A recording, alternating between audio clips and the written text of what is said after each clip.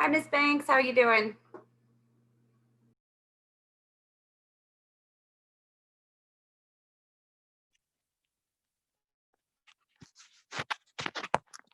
Good, I was muted.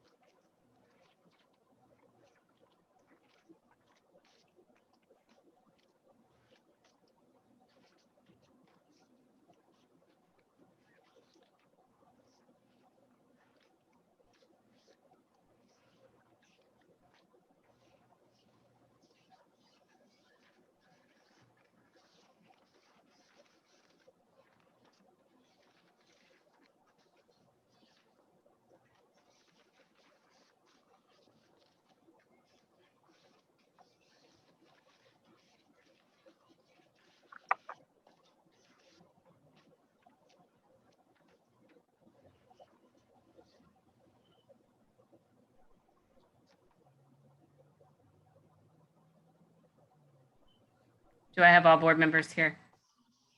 I'm not seeing all the videos. Just want to make sure everyone is present. I'm here. I just had to adjust my air conditioner and deal with some stuff.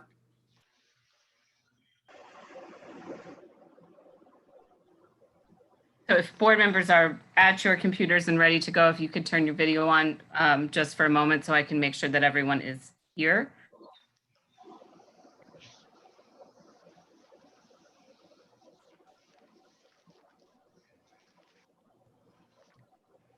Looks like we're still waiting on Tracy. I'll be right back.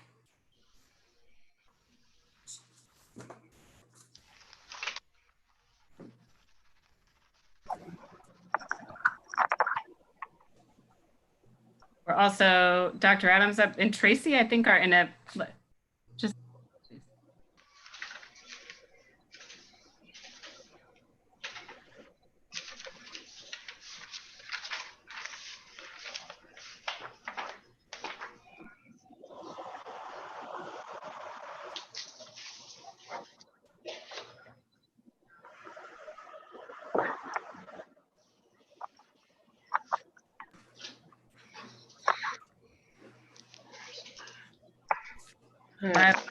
For the technical difficulties, we're still trying to get Tracy connected.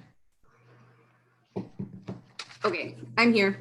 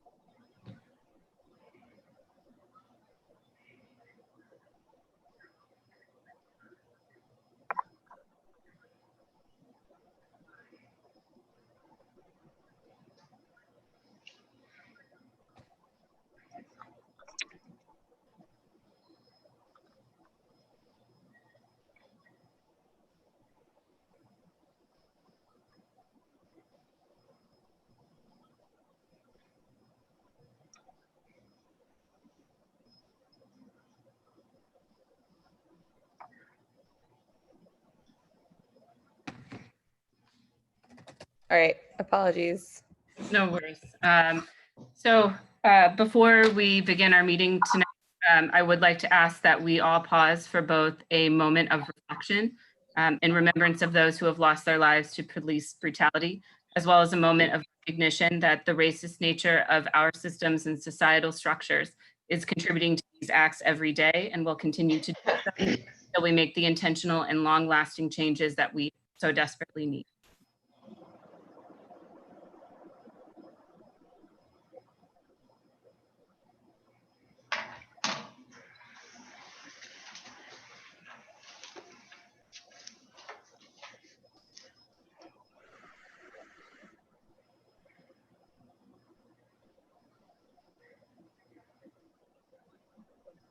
I know that we all realize, but I believe it's important to restate that this moment of silence, while it is important, isn't going to create the better outcomes for our students that they deserve, unless we're also committed to looking at our own systems and policies for the ways that we can make changes in our own system. Dr. Adams put out a very eloquent letter earlier last week that if he would like to summarize or restate any of those moments there, and then I will open it up to any board member who wishes to reflect. First of all, thank you, President. As you have already indicated, after some reflection based upon what's occurred in our community, as well as the 28 communities across this country that have been impacted by the death of a young man that did not need to die and the way that he died for sure. I just want to assure the board that I am concerned, as you indicated, that this is just not a moment, that this really has to be a movement, and we really have to be the ones that determine what that's like. As a result of me writing the document, writing the letter, and also thinking about this in a different kind of way, such that this does not become a moment, I did some research to determine that we spend $6.1 million a year on security. Which represents about 0.22% of our budget.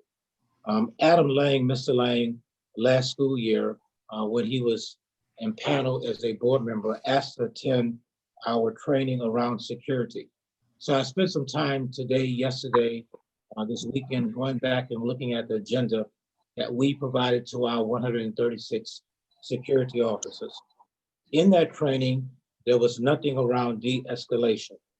There was nothing around trauma-informed. And so part of what our responsibility will be as we move forward in this effort is to make sure that we're not training our security staff like police officers, but we're training them with the human touch, with a touch that says that they need to be about supporting students. So we make a commitment to this board and to this community and public that as we look at what we do with our staff, beginning in August and obviously earlier than that we will be committed to providing the board in July with our recommendations about what we need to be doing with our 136 officers, such that they see themselves in terms of providing support to students. While we have not had any major issues in that venue, it begs the question, what are we doing and how are we doing it? And so I just want to make a commitment to the board, to the community, that we will look differently on how we train our staff, how we support our staff, such that our security staff, which I think is needed, no ifs and buts about it, are trained in a way that gives them the resources, if you will, arm them with the right resources and the training process that they can support the 21,000 students and the communities that we support every single day. So I want to thank the president for giving me the opportunity. Again, this is not about a moment, this is about a movement. And if it's a movement, then we have to do some things differently in terms of what we do. This is really not just geared around our security staff, but it really needs to be how we look at providing professional development to all of our staff. The security staff is where we'll start, but I do want to assure the board that we will look at what we're doing in terms of providing extended training for all of our security officers as we look at trauma-informed and de-escalation training that's presently not taking place with the 136 officers. To that end, I will end. Thank you very much. Thank you. Are there any board members who wish to share any items of reflection here? Yes, Dorothy. Yeah, Susan. I want to thank you both for your comments this evening.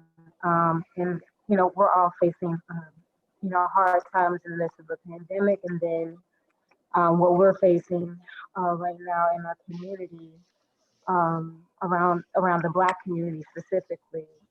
And so I think it's really important that we truly stand against and really break down the structure of racism in our capacity, and specifically the school-to-prison pipeline. We know that this is a major contributor to the overall epidemic of police violence and also mass incarceration in the United States. And so some things that I would love for this board to consider moving forward outside of our security staff, outside of the staff, is to ensure that when we create policy, that we look at policies that result in, looking at what is pushing our kids out of school, what's making it hard for our students to graduate. Are there policies that we have to criminalize our students in? Are there policies that make it difficult to get a job? And then as it relates to our curriculum, it's important to me that we look at what we are teaching in our classrooms and really explore and create policies that ensure for a study on Black history and also other people of color moving forward. So again, not just on the security side and the staff side, but really being intentional about the information that we are giving our students and just how we're conducting ourselves in general. So that's my piece on that. Thank you, Susan.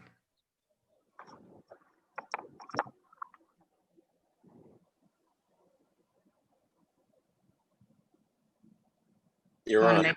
Dr. Roberts.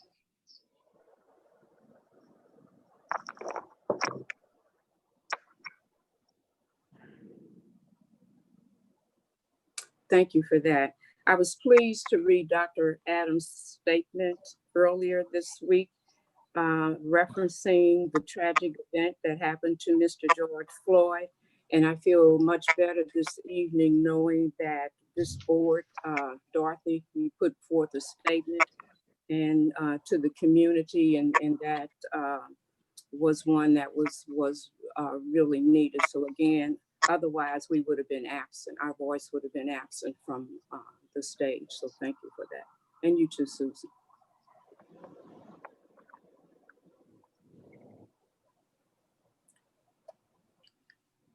I want to also thank Dr. Adams for your response, and just echoing or going off of what Dr. Roberts is saying about voice. I also want to thank those who are out in the streets.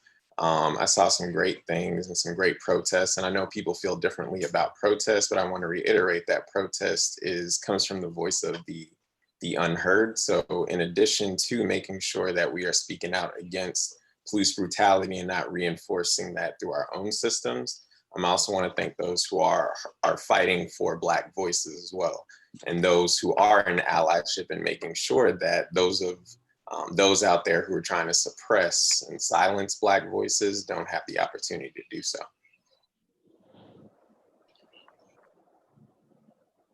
I'd also like to make a statement, and this is, I just remember back in 2007 when our students sat in or lived in the mayor's office for a whole week, and they wanted their voices heard. They protested. We had 400 students sitting in City Hall for hours and hours and days, and not all 400, but they wanted a great education. And so the death of Mr. Floyd, it was very painful to watch. But I've seen it so many times here, things happen like this in Walnut Park. And I live in one of the poorest communities or neighborhood in the city of St. Louis, but in a neighborhood where people have a lot of pride and a lot of hardworking people. And I just want to make sure that I am, again, recommitted to doing my very best for all St. Louis public school students, because they are our future and they deserve the very best. And I just want to make sure that everything that I do as a board member will reflect positively on our students as well as our staff. Thank you.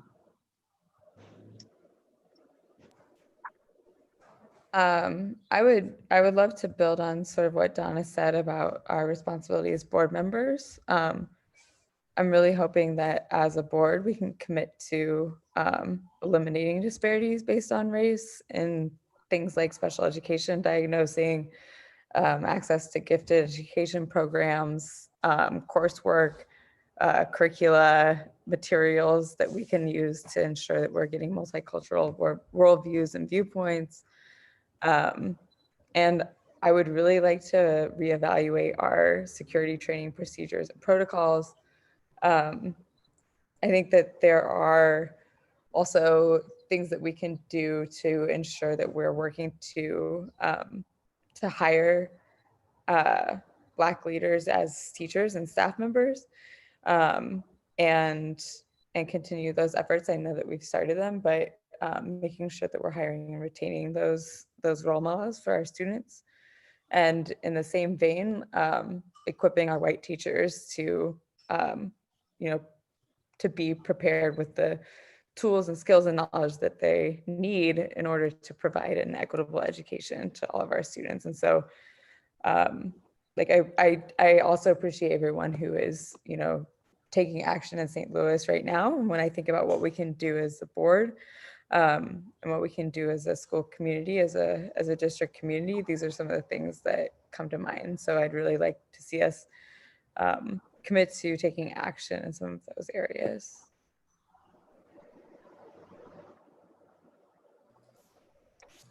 As a white person, I would just like to remind other white people it is a time to listen. So I don't want to say a whole lot. I've been in the streets and I've been in solidarity, and I think it's time to listen to our students.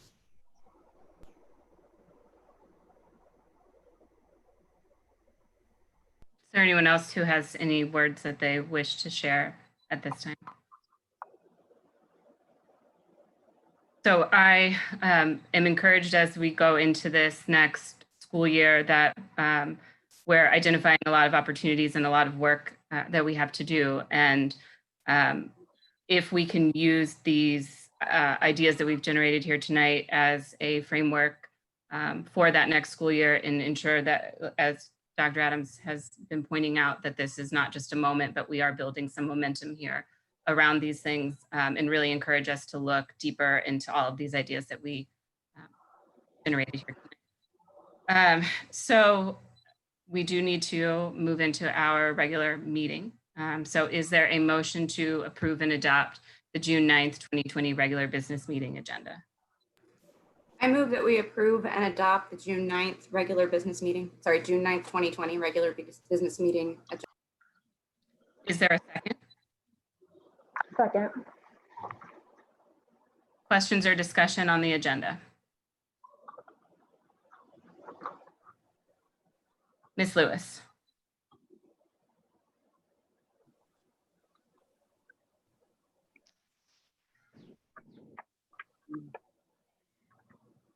Ms. D. Jones, Yes. Ms. S. Jones, Yes. Mr. Lane, Yes. Ms. Miller, Yes. Dr. Roberts,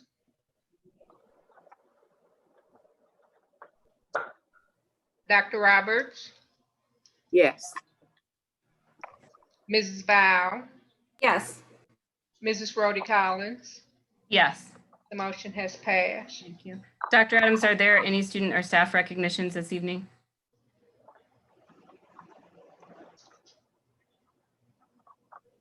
Dr. Adams, you're on mute. There's one item, superintendent's report. I'll just read it. I think Mrs. Benoit is going to put it on the screen for the public to see. If you could do that at this time, Benoit, then I'll read what I have.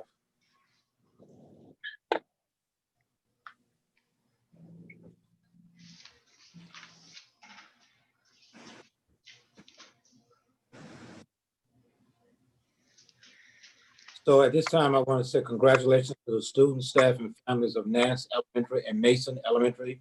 Each school has been named a 2020 Promising Practice School by Character.org. The honor is bestowed on schools that creatively help students understand, care about, and consistently practice the core values that will enable them to flourish in schools and relationships in the workplace and as citizens. So congratulations to Dr. Lito, who's at Mason, and Mrs. Mitchell, who's the principal at Nance. Secondly, a special note for our families, we have added a session to our summer learning programming. Session 3 is available for students entering all grade levels, pre-K through 4 through 12th, and focus on developing and strengthening students' literacy skills. Session 3 runs from June 15th to July 31st. Students can sign up for this session along or in addition to session 1 and 2. Any student who registers for summer learning and continues to engage with the is able to keep the district issued devices through the summer and return them when school opens. Otherwise, we will begin contacting families who are not engaged to start the technology return process during the week of June the 29th. To learn more and register for summer learning, please visit slps.org/summer. Some 3,000 students have already signed up based upon some data that we have as of yesterday. Finally, we have 3 really exceptional, extraordinary principals retire at the end of this school year. I want to publicly thank them for their services. Best wishes and happy retirement to Dr. Deb Lito of Elementary, Dr. Thomas Kaysen of Soldan International Studies High School, Mrs. Patricia Cox of Farragut Elementary. We've already kind of honored them in our own way through a Zoom process the last Monday, but you will be missed and your students and staff will never forget the positive impact you had on their lives. Again, we would normally do this if we were meeting face to face, but I want to recognize those 3 persons for the work that they've done over a period of time.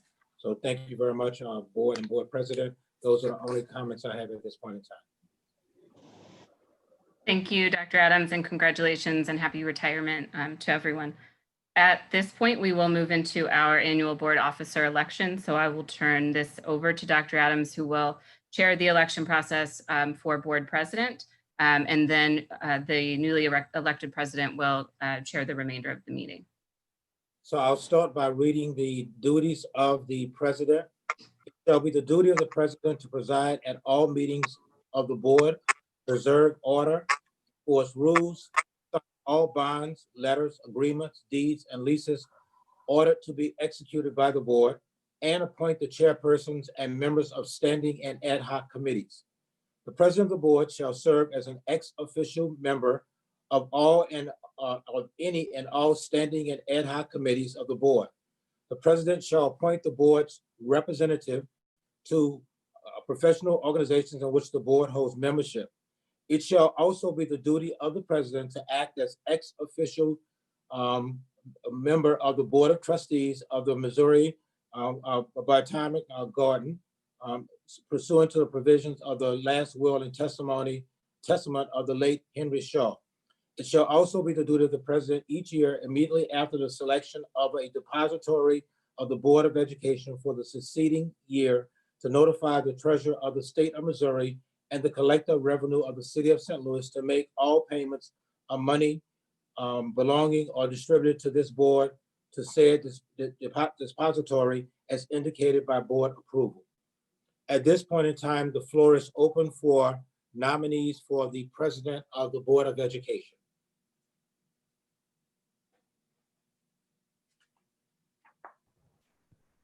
A second is not required. A board member may second a nominee to show support, but a second is not required. Yeah, I would like to nominate Susan Jones as president.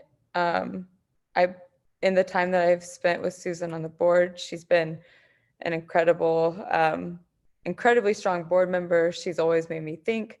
And I believe that it's important that we put action behind what we just stated about making changes to our district and the things that we have, the changes that we know we need to make.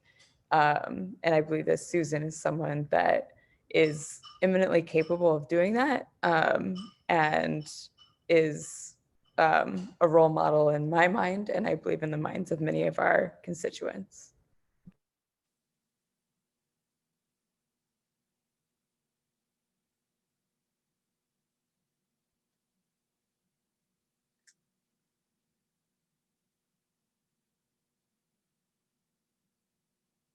Are there any other nominees at this point in time? I believe it's my responsibility to ask if Susan accepts the nomination. You're on mute, Ms. Jones. Ms. Jones, Ms. Susan Jones, you're on mute. We can't hear you. Sorry about that. Can you all hear me now? Yes, we can. Okay. Tracy, thank you so much for the nomination to take on the role once again as president of this board. However, I will not be accepting the nomination at this time due to some commitments that I have already. However, I am willing to be in a supportive capacity of whomever will be president for this board moving forward for the rest of this school year and next school year as well. But thank you so much, and I appreciate it. Thanks for your response, Susan. However, I would, in place of that, I would move forward with nominating Dorothy Rhodey Collins as president moving forward.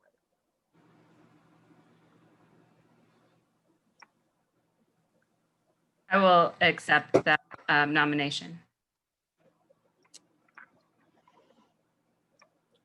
Question, is it possible to nominate oneself? Yes, ma'am, it is possible. I apologize. Nomination must accept, as Mrs. Rhoda Collins said, a board member may nominate themselves. Yes, ma'am, that is correct. Okay, then I will proceed to put my name up for nomination. And I'd like to begin by thanking the community for advocating for return to local control and giving me a seat at the table. I also would like to recognize my fellow board members who are in place, Donna, Susan, Natalie, and Dorothy, for their service prior to July 1, 2019, which was the official day of return to governance to the duly elected Board of Education. I am running for president of the board because I am and will remain committed to student achievement, transparency, community engagement and collaboration, data-driven decisions, and of course, accountability of our one employee, the superintendent. I am experienced with the nuances of the district, having served as a teacher, building administrator, central office administrator. I have visited every school in the district in support of our students, staff, and parents. I have proceeded to onboard myself in my role of governance by completing 3 levels of the 4 levels of board certification. I have also visited 5 local school board meetings to enhance my role and understand the importance of good governance. I also represent the St. Louis Public Schools on the Council of Great City Schools Board of Directors. And so again, thank you for allowing me to place my name in nomination. And I will close with the fact that I reject what if thinking, and I'm a big picture thinker and leader. Thank you so much. Thank you, Dr. Roberts. The floor is still open for other nominations. Although I know seconds aren't needed, I will second the nomination wholeheartedly for Dr. Joyce Roberts, and I'll be brief. In my year plus on the board, I feel like Dr. Roberts' experience has lent to a lot of fruitful discussion that we've been able to have as a board, as well as potential directions that we could go in for the future. So I'm actually excited to see what this board can do, especially for the students of St. Louis Public Schools under her direction. Thank you, Mr. Are there any other comments, discussion, or nominations?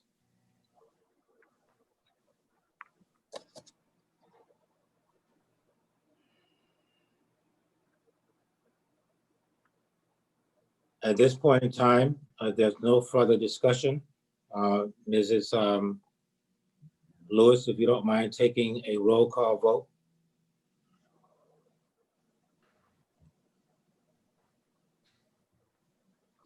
Ms. Lewis?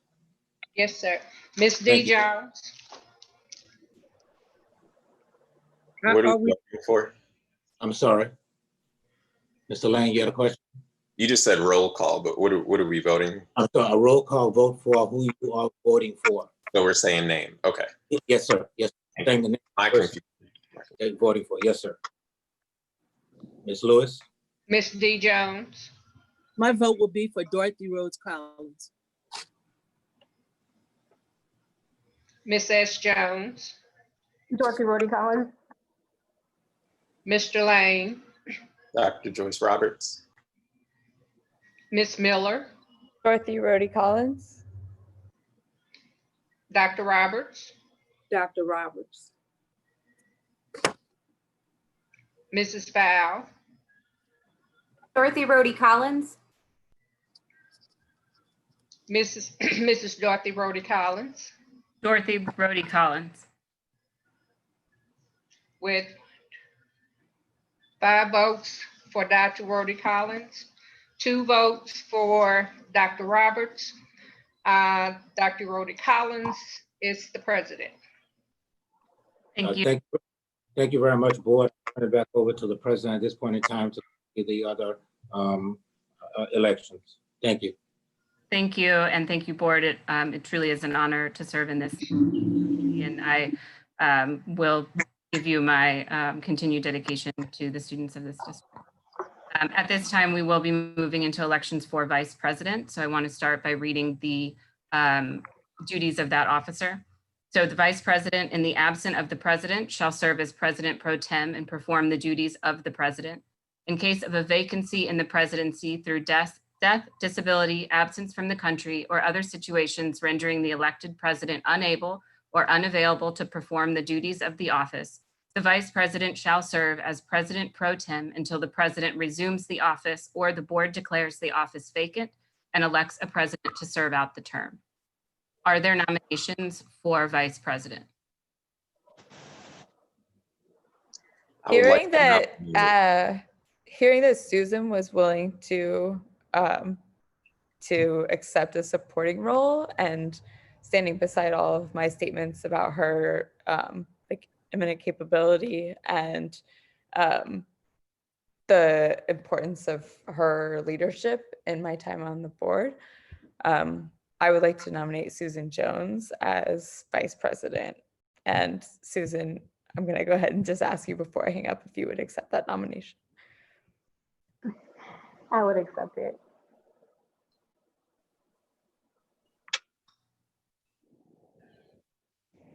Are there other nominations for vice president? I would like to nominate Dr. Joyce Roberts if she will accept.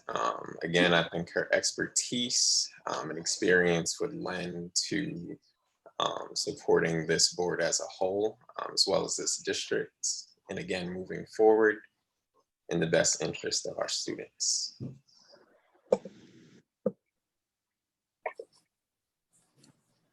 Dr. Roberts, do you accept? Yes. Are there other nominations for vice president?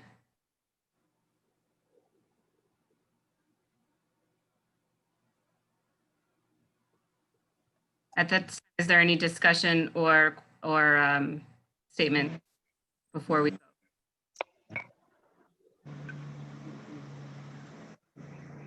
Ms. Lewis?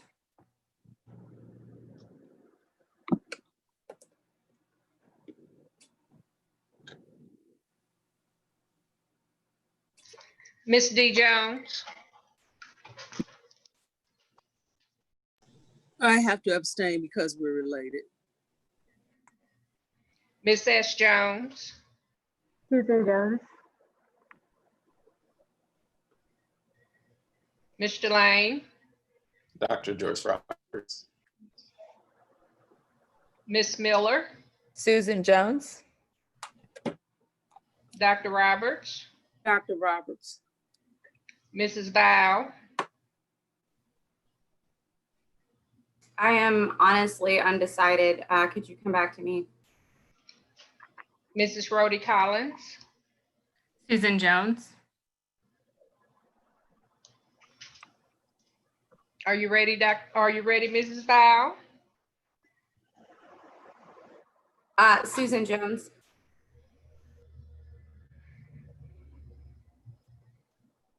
Okay. Vice President is Susan R. Jones.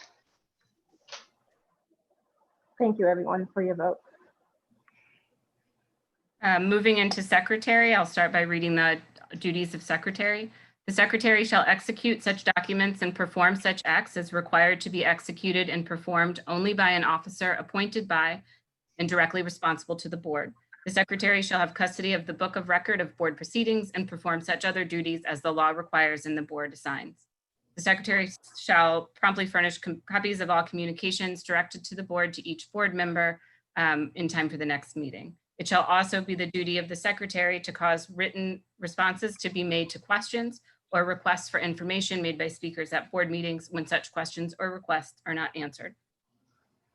Are there nominations for secretary?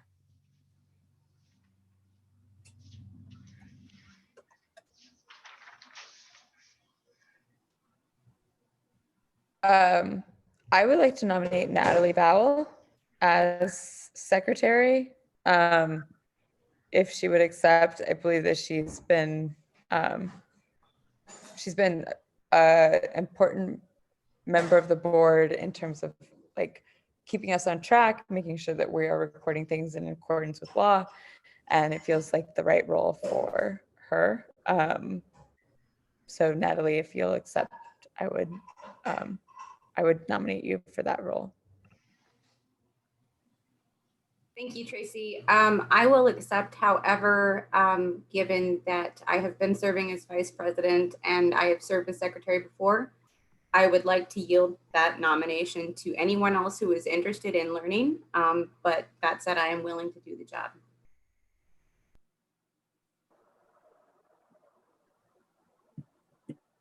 Are there other nominations for secretary?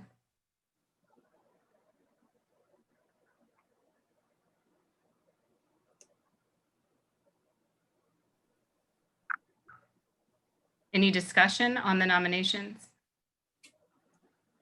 Dorothy, just a brief discussion. Sure. What you identified as the duties of the board secretary is for the paid board secretary and not the secretary serving for the board. So these are the board's bylaws as we currently have them approved. There is some overlap in what the bylaws state for the elected secretary as well as our board employed secretary, Ms. Lewis, but these are the bylaws for the board. And so these are elected officers of the board. So this, I understand that, but as a point of clarity for the listening audience, I'm simply saying that the duties you outlined are not the ones performed by the secretary. so this would Voted on require, for the board. sure, this would, Okay. in order to change the bylaw, it would need a 5/7 vote of the board, and that has not been brought before the board. I understand the process. This is just a point of clarity for the listening audience.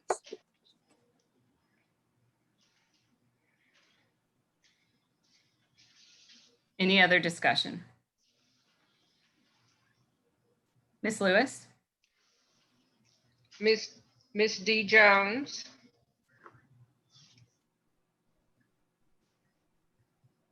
Abstain. Miss S. Jones, Natalie Val.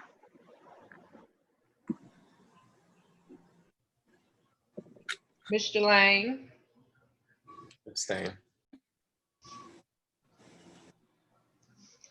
Miss Miller, Natalie Val. Dr. Roberts, Abstain.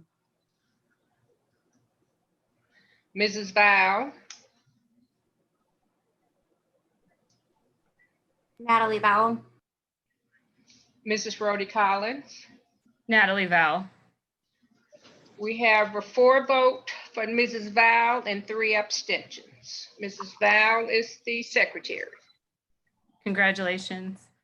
So moving into the remainder of our agenda, I will turn it over to Dr. Adams for his superintendent's report. Good afternoon. At this point in time, we have 2 presentations. We'll start with the finance presentation. Let me provide some clarity to the board first and to the public as well. It is the intent tonight to review the PowerPoint presentation. This presentation will be placed on the website after tonight. The public will have 1 week to provide feedback as they have in the past. It should be noted that at the February meeting, we did give a preliminary indication of this particular budget. The board will receive a detailed budget line by line in 1 week as well with the comments. And then it is our hope that the board will vote on the 23rd for the budget. The board will be able to make amendments, but they will have to vote on the 23rd or before prior to the end of the month. So I'll come back and say this again to clarify, but at this point in time, Mrs. Banks, the Chief Financial Officer, will give the board and the public an update on our budget. Mrs. Banks. Thank you. The agenda for this presentation, we will summarize the budget process for 2021, review some of the pandemic considerations, highlight the 2021 budgets, and answer any outstanding questions that you may have. So the budget process is pretty standard. We always make sure that the budget is in alignment with the transformation plan, which is our strategic plan. We develop our revenues, project our student enrollment, do some prioritization between the schools and the department requests, develop a preliminary budget, and conduct community budget forums. This year was a little bit different with the budget forums. We had budget forums early, beginning in October, I believe, several forums, and we also had community visioning sessions, which were held in March. And then the COVID hit, the pandemic, which disrupted everything, including the budget. So we did make some adjustments to the budget, which we'll review tonight. Community participation, there was significant outreach efforts that were made by the communications team using multiple methods, including social media, websites, door hangers, etc., for both the budget forums and for the community visioning sessions. One thing that was a little different this year was the creation of an ad hoc budget committee. The committee met several times where there was community participation as well. To put a little bit of context to the current pandemic crisis, we all know that there was significant unemployment that happened in March and April. You know, I think we actually reached a high of 25 million jobs lost. And if you compare that to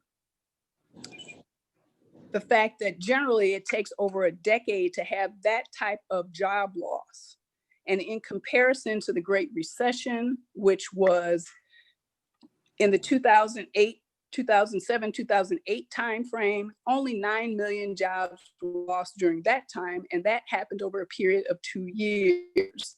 So this significant rise in unemployment definitely increases those enrolling onto Medicaid and other social services, which has an impact on the state budget. As we consider some of our assumptions, you know, another consideration is Moody's stress testing. And I'm not going to go through the slide, but I did want to at least acknowledge some of the things that we've been doing. Moody's is a large financial services company that does a lot of research and analytics, and they stress test states when there are crisis situations to determine how they will likely fare given their source of revenues and their fund balance or reserves that they currently have. So based on some reports that were released by Moody's, it was predicted that the state of Missouri would have to cut budgets, which we've seen with the various state restrictions that have already been released in May and June, impacting the current year and likely into next year.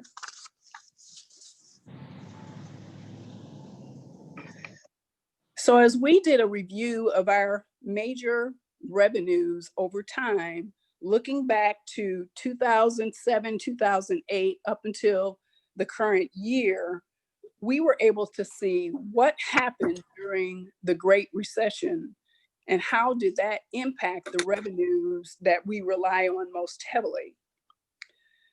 Now, some of this is probably hard to see, but the top line on the right-hand side, really, we saw that there was no great dip in the property tax revenue, which is the most significant source of revenue for the district. Really didn't see any, which was somewhat surprising. Also, our sales taxes, which is our second source of revenue, really did not see any significant decrease or decline during the Great Recession. Our federal revenues, which includes more than just our local revenues, all of our federal grants and things. There were some stimulus funds that happened during the Great Recession that significantly increased our federal revenues.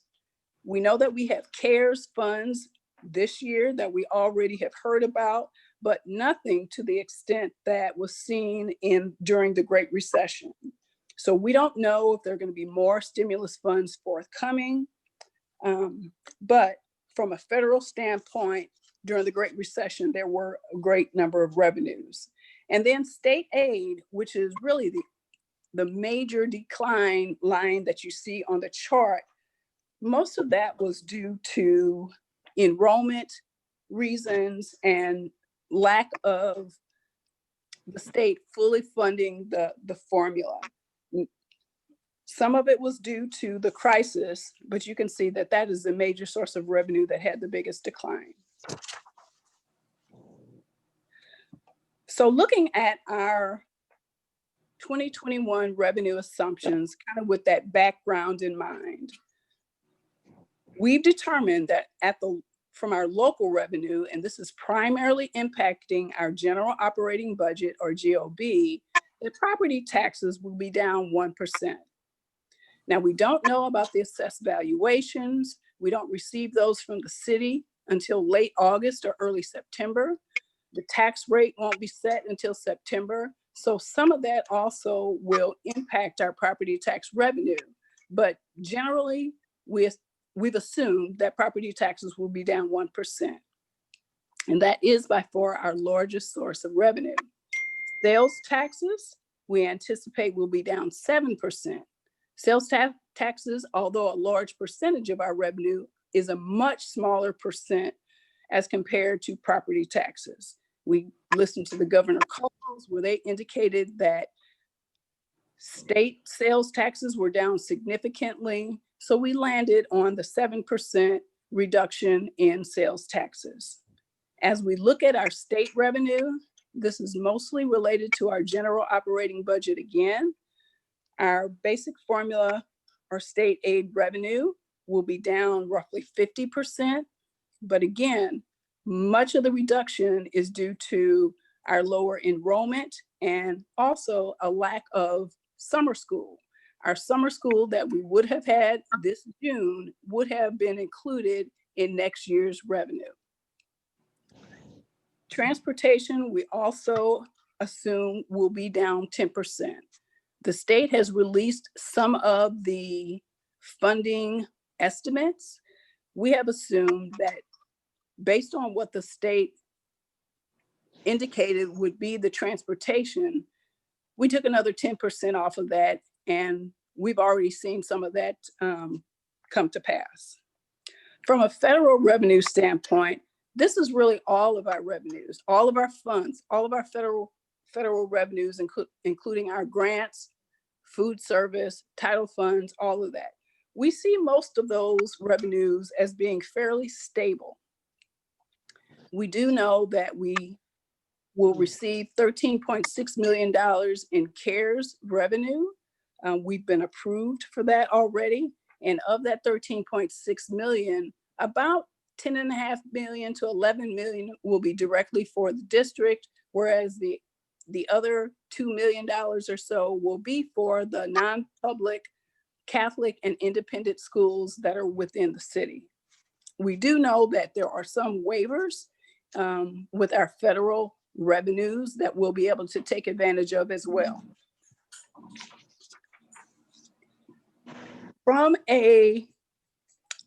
So we know that our revenues will be down. What are we doing with our expenditures? First and foremost, we want to minimize the impact to our staff.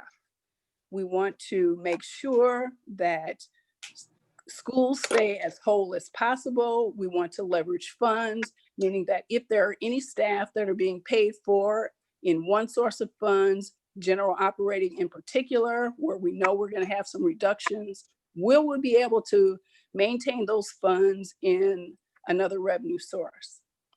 We're also assessing central office vacant positions. If there are vacancies, we don't want to fill them unless it's absolutely critical. And from a discretionary standpoint, these are our non-payroll budgets. Again, trying to keep schools as whole as possible. We know that there was a lot of spending that did not happen, as usually may have happened when the pandemic hit. A lot of things were kind of halted in mid-March, including summer school. We didn't have summer school, so that was a savings to our current year budget. That will, of course, we're planning for summer school for next year. Transportation, we didn't have full transportation this year. That was a savings. We'll need to add those back for next year, along with textbooks or other academic needs that might arise based on virtual learning. So since we're adding some expenditures back and we know that budgets will be down, we'll be reducing some capital expenditures And technology expenditures, we know that travel will be down, but we'll be able to leverage the CARES funds to offset some of those reductions, particularly technology, and use any other flexibilities that might be available in those CARES funds. So kind of in summary, from a fund standpoint, our general operating budget, we know our revenues will be lower. We've assumed lower tax collections. Our state revenue is going to be down. Our GOB expenditures, as I mentioned, transportation, summer school and textbooks or academic programs, those will be higher. And the early childhood expenditures that are on general operating budget this year, we'll be moving those to the trust funds, as you can see below. Also reducing those capital projects, technology and travel. Again, our federal funds, fairly stable. We know we have those CARES allocations and those funds will be available to use through September 2022. Our debt funds will have our revenues maybe slightly lower because of the property tax collections, but the expenditures will be mainly the same. They might be a little bit up because those are really based on a schedule. And again, those trust funds, those early childhood expenditures, including the foundation from the Jack Taylor grant, those will be higher next year. So the high level summary for our fiscal year 2021 general operating budget, we've got the 2018-19 actual revenues and expenditures, so you can see where we actually landed last year from a comparison standpoint. We have the projected current year revenues and expenditures here. However, the year is not quite over. We will be well into August before we will have collected all of the revenues for the current year and paid all of the invoices. So there will be some variation in this 2019-20 budget. As Dr. Adams mentioned, we had a preliminary 2021 budget that was presented in February. Based on the pandemic, we did come back and make some adjustments to the revenue. That's the unadjusted post-COVID, column 3 for the budgets. And you can see that certainly we were anticipating spending more from a 2021 standpoint, which would have put us into a deficit situation to the tune of $9.7 million. So we did go back and do some fine tuning and make some additional adjustments. Revenue actually went up slightly and the expenditures were cut based on the prior slides that we just talked about. You'll notice that we are still below the fiscal year 2019 spending though.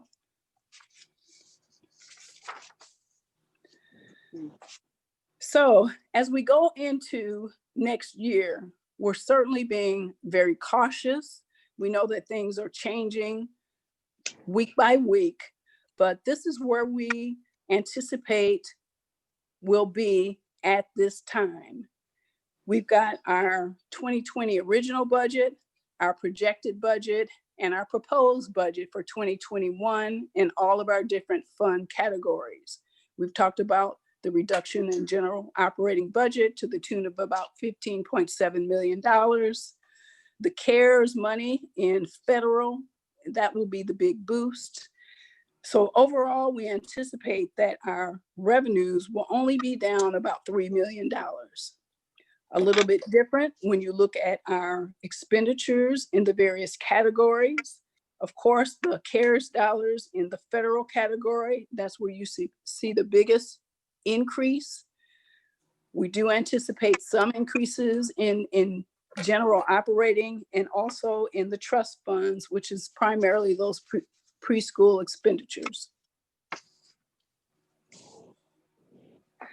So the new normal for us as we're going forward, we know that we'll have to heighten our social emotional programming and address the needs of both the students and the staff as they return. Quicken the pace to the one-on-one technology devices, which we started doing some of that since March. And we know that the virtual learning was so important. And going into 2021, we'll continue to have the social distancing issues that we'll have to try to address. How will enrollment look next year? Will families, what kind of decisions will they be making, especially as the district is making all sorts of changes? Virtual learning and hybrid learning models, we've been talking about and discussing a number of different options. And will the staff and students return at the same levels that we anticipate? One of the biggest things for sure will be the intensity in cleaning and providing personal protective equipment for our staff and students. So with that, I'll answer any questions that you may have. I want to thank you, Ms. Banks. Does the board has any questions to Mrs. Banks or to myself relative to the budget?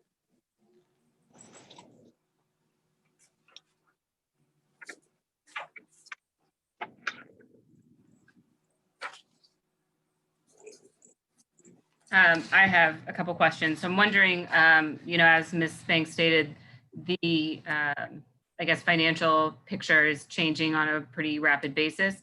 Would it be possible for us to move from quarterly updates to monthly updates and regarding the budget, and then also, if possible, get some like updated data on how the CARES dollars are being spent as part of that monthly budget? Yes, we will be able to provide that to you. Starting, obviously, will be a lag, but yes, the answer to the question is yes. We have not received CARE funding yet. We have applied for it, received notice that we will be receiving it. But yes, we can give you some update in terms of what we're doing around CARE dollars, yes. Do you have any idea, I know it's early and we haven't received money yet, but do you have any ideas about how those CARES dollars will be spent?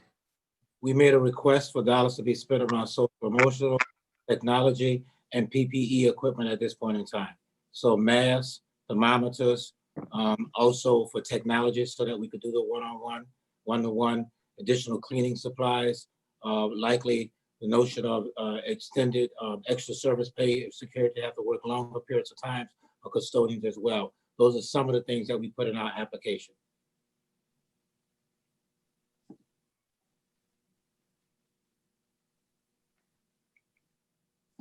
Dr. Adams? Yes, ma'am. When you provide updates, when you meet with the board president and you all have discussions, how is that shared with the larger board? Do you share it, or is that the responsibility of the board president? I think I'll let the president answer that question. I can do either, but the president answer that question.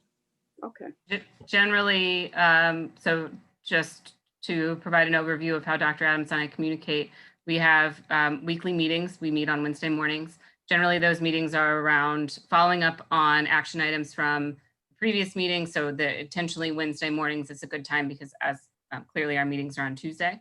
So it's following up with action items and dividing up who is going to take care of any type of distribution of information or tasks that might be pertinent to the discussion beforehand, as well as planning for the next meeting. There are updates about things that are leading into potential agenda items.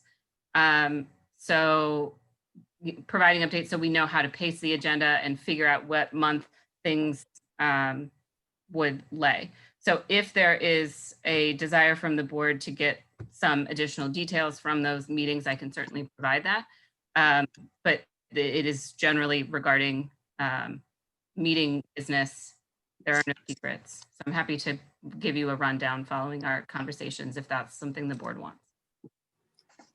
Okay, I'm still trying to follow what you just shared. You and Dr. Adams meet and you discuss agenda items? So yes, that's the majority of our conversation. So following up from one meeting, so tomorrow morning we will meet, we will essentially debrief this meeting and figure out what are the tasks that need action, which one of us is going to take the lead on that action, how is information going to get distributed, as well as running through a number of things that lead up to future agenda items. So if we have St. Omer to draft policy, following up, making sure that those things are being done, evaluating the board protocols or procedures, and then working into planning the agenda. So as I've shared with the board a number of times over the year, we're generally working with like looking 1, 2, 3 months ahead at all times, trying to figure out how we're going to move through the business of the board. So just like the consent agenda is done a month in advance, we are looking to plan those, our meeting agendas and work session agendas kind of over that same time frame. So yes. When you speak to work session agendas, are you speaking to work session agendas between you and the superintendent, or board having work sessions where we discuss things of import around governance of this board? So it depends on where we're at. So currently in this pandemic climate, we've been very focused on things that are have a direct relation to students. So I've shared previously that we have had to set some of the board's, I guess, personal responsibility, or not personal, but the board's kind of discussion of itself to the side so we can focus on the pandemic response. Particularly right now, we're looking at budget, pandemic response, and school restart. There is just a number of items, both in closed session and open session, that are crucially important in taking up the bulk of our work session time. Okay, well, prior to the pandemic, there was very little time for board discussion around issues. And so I hope moving forward that we can get to a point where the board can discuss issues as well. Thank you. This has come up a number of times. I remain responsive to suggestions from the board. It has been something that we sometimes have a lot of requests from the board, sometimes we do not. And so regardless, there is still the work of the school district that has to continue. So I will welcome any you have in this area, and I will continue to try to be responsive to the board. Okay. I have a question on community participation. I wanted to know more information about the ad hoc budget. Is it going to be televised, or how would the public, or is it going to go live at any particular time so that we can see what's going on in the ad hoc budget committee? Because I'm not clear about what they're doing right now. I know they're doing a lot. So how we're doing that to be transparent? As it relates to the meeting itself, the meeting is televised. I'll let Mr. Lang give you an update otherwise, but the meeting, as we are in this COVID-19 Zoom kind of meetings, the meetings have been, the last meeting was live. Mr. Lang is planning a meeting. That meeting will be live as well for persons to view. I'll let Mr. Lang speak to any more details. Okay, so there have been live meetings. I don't recall the alerts to the meetings. I wanted to watch. The meetings are posted on the website that we have sent out anything to the board.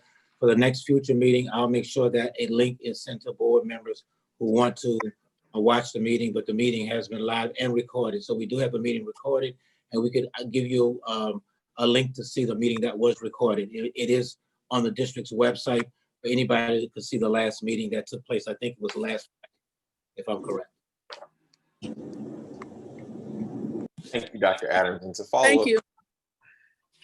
thank you, Dr. Adams. And to follow up with that, Ms. Jones, yep, so the meetings are posted, they are live, they are recorded, so there are videos that you can watch, but also I do have a report. In my board report, I'll be talking about what was last discussed in our meeting, what are upcoming presentations to the board and deliverables to the board. So if there are additional questions that you have for me at that time, I'll be more than happy to answer them in our once we get to the report. And I'll go next. So I just have one request, but I want to thank Dr. Adams, Ms. Banks, and your team for putting this together. especially I know we've talked about the budget already, but that particular lens in looking at what the COVID impact is.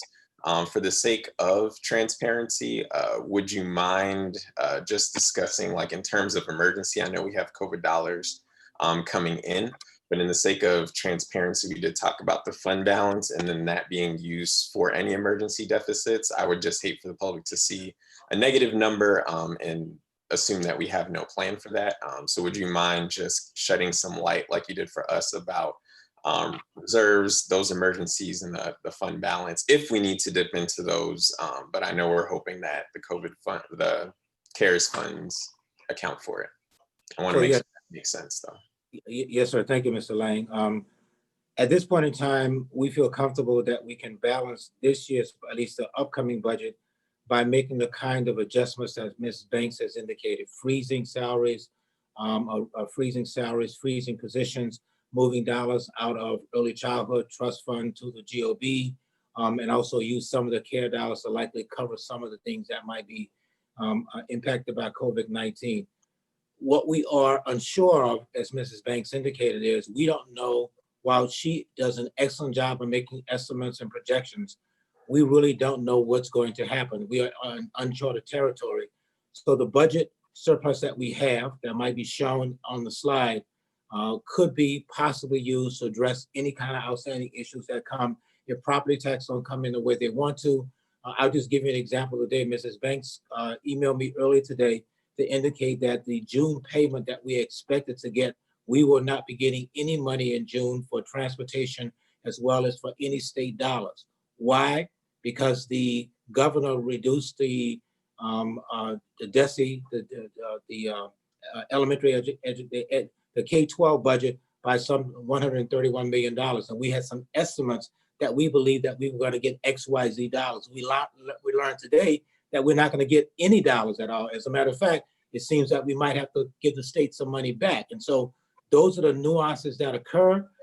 And so the surplus will be used to cover any of those outstanding issues, such that we are not put in a position where we are below the 3% that the state requests, which will put us in a distressed district. That would be around $10 million. And so we fall away from that point.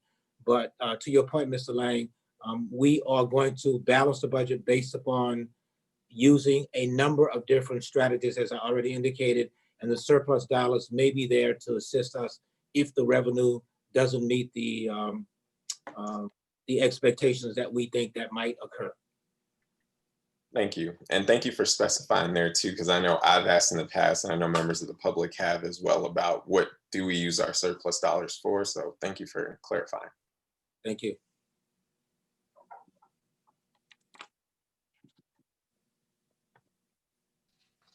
So I would be curious to hear some of your thoughts about, I guess, employment in teachers. I'm hearing a lot of reports nationally just about the concern over teachers either choosing not to return or districts that are in the terrible situation of having to lay off employees. Do you have any inclination about how those types of, those things that are happening nationally may be affecting our district? So Columbia School District on last night voted to ask parents, which we will likely be doing as well, what they wanted to do. Did they want hybrid? Did they want to come brick and mortar, meaning coming back to school, or did they want online instruction? That will give us a lot of information, board and president and community, around what we might need in terms of staffing, what we might need in terms of transportation, what kind of additional technology we might need and support. Right now, the research is indicating, at least the national data, indicating that 25% of the teachers will not feel comfortable about coming back in a building and what that might mean for us. It's premature right now to kind of talk about what that might be, quite frankly, president and board, but I would suspect that at the next meeting, which is the work session meeting, as well as the meeting in July, because it is my intent to give you a full explanation of what we think will happen in July, as all districts are looking to target the second week in July for giving their community what the recommendations might be in terms of moving forward. So right now, the data is indicating 25%. As I indicated to you, I think in a previous meeting, we have about 131 resignations right now. This time last year, we had about 261. We believe that people are holding, making decisions until they know better about what might happen.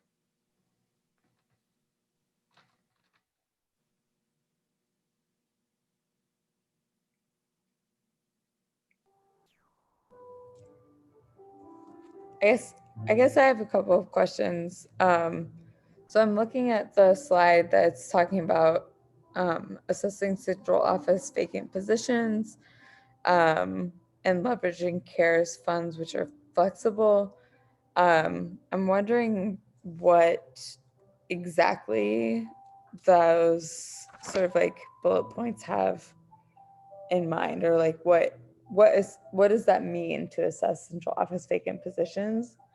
And what does it mean to leverage CARES funds that have flexibility? So I know we've talked about the flexibility of CARES funds, but I guess I'll save my comments about how we assess central office vacant positions for So later. But I am concerned about teacher pay freezes and the possibility of, you know, reduction in force, which we haven't mentioned, but seems like something that we're sort of intentionally not mentioning.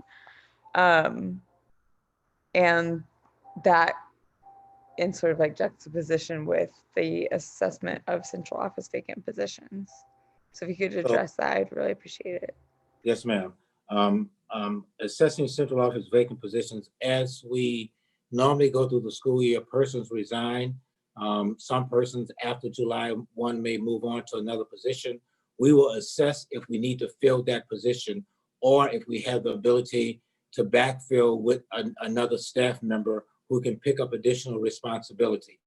That is what I mean by assess central office vacancies. So, and any existing vacancies that might occur right now that are presently in place, we will be making some determination if we will fill that position. We may allow somebody else to pick up that responsibility as we move forward. That's what I mean by assessing vacant position. And obviously that will be done with a conversation with the department chair, as well as with the budget department, as well as with myself. So we will be looking at that in a very detailed kind of way. Bottom line is, if somebody leaves July 1st, do we fill that position or do we not fill the position? That's really simply what that means. As it relates to CARES leverage, CARES dollars are identified federal dollars, but the federal government normally with title funding has there's normally a lot of limitations in terms of how you can spend those dollars. With CARES dollars, they are giving us some flexibility to spend those dollars a little bit differently than what they have done in the past. So we normally likely could not cover, let's say, social workers. If we wanted to hire social workers moving forward to do counseling with kids, they may give us the ability to use those dollars that way in light of supporting kids who were susceptible to the pandemic.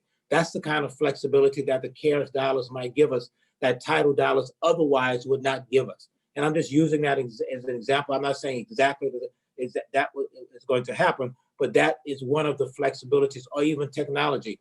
Title I might say you can't use those dollars for technology purchases, but the CARES dollars could say, because we want to do one-on-one, that you could use those dollars to purchase equipment. As a matter of fact, you have an item on your budget tonight that which is number 1 and number 2, where we would hopefully use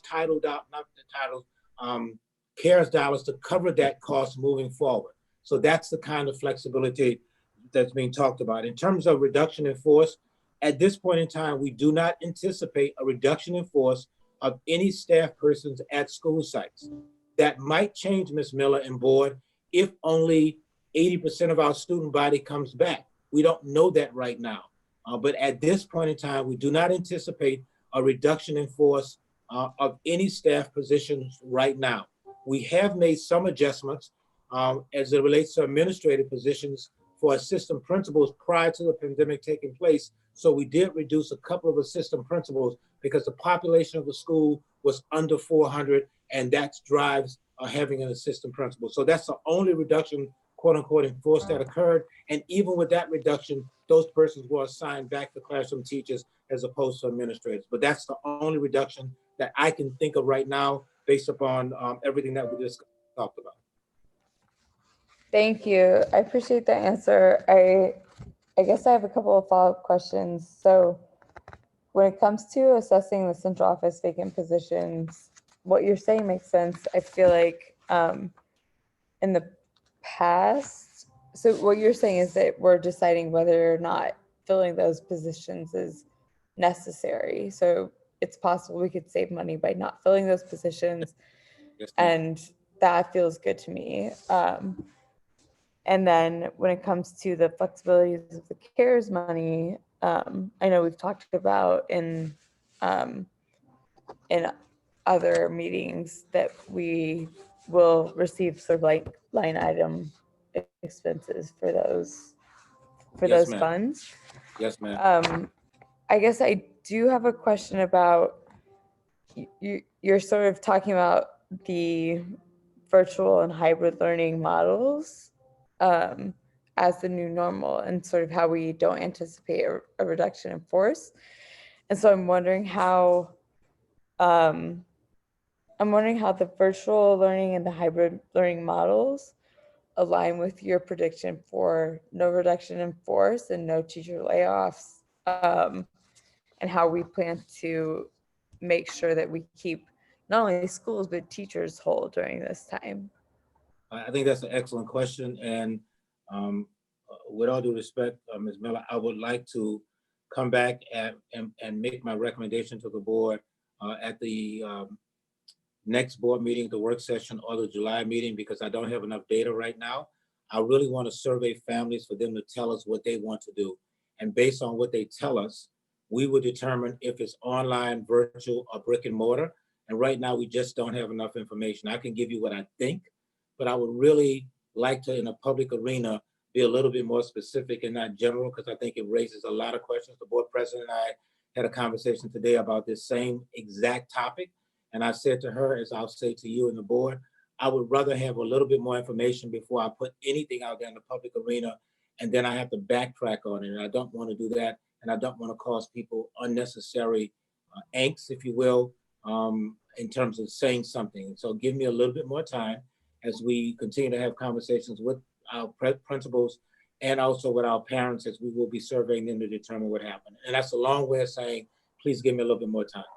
Sure, and I appreciate that. I appreciate the thoughtfulness on such an important topic. And so thanks for your response, and I look forward to hearing more details later. Thank you.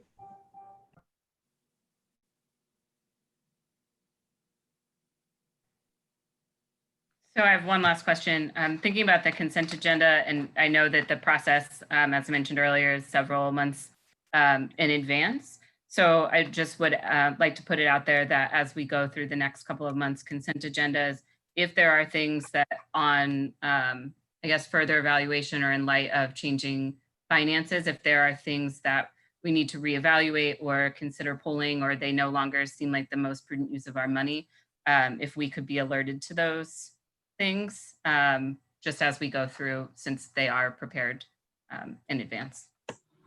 Yes, ma'am, we will look to do that. I think it's more likely that we might be reducing some contracts as opposed to pulling once we make a commitment around a contract, like we did with, I guess food service might be an example. We would likely reduce the amount as opposed to pull it all together, but let you know what the reduction might be. Sure, thank you. You're welcome. Dorothy, I'd like to follow up with a quick question. I'd like to get a summary of what the discussion is that you're having with the superintendent every week and an agenda. So just to be clear, any board member can call the superintendent and ask questions about the presentations, which is what he's referring to here.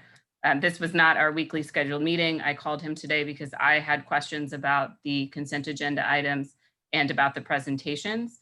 And in the spirit of no surprises, I wanted to discuss it with him beforehand. So this was not our planning meeting. This was me serving in my capacity as a board member to get information to be prepared for the meeting tonight.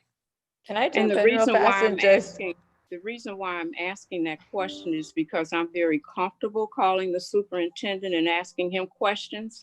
And when I do, he refers me back to, didn't you hear about that from the board president? And so I'm kind of caught here between he said, she said. And so it would be helpful going forward if I could get a summary of those discussions. So I'm happy to provide a summary of discussions that I have in my capacity as board president. Thank you. But as when I am calling as a board member to obtain further information, if I will be providing that, I would then request that all board members share all their conversations as well. Because I think there is, yes, I serve as the board president, but I do also have a capacity the same as everyone else's board member. And so I want to be clear, every board member is allowed to call the superintendent to gain clarity, ask additional information, seek information at any time. So I'm clear on that because I do that. I do call him seeking Yes. additional clarity. What I'm asking for some clarity from you around is the discussion that you and the superintendent have as your role as board president when you plan for the board work sessions. That's what I'm referring to. So I can provide that to you, yes. Thank you so much.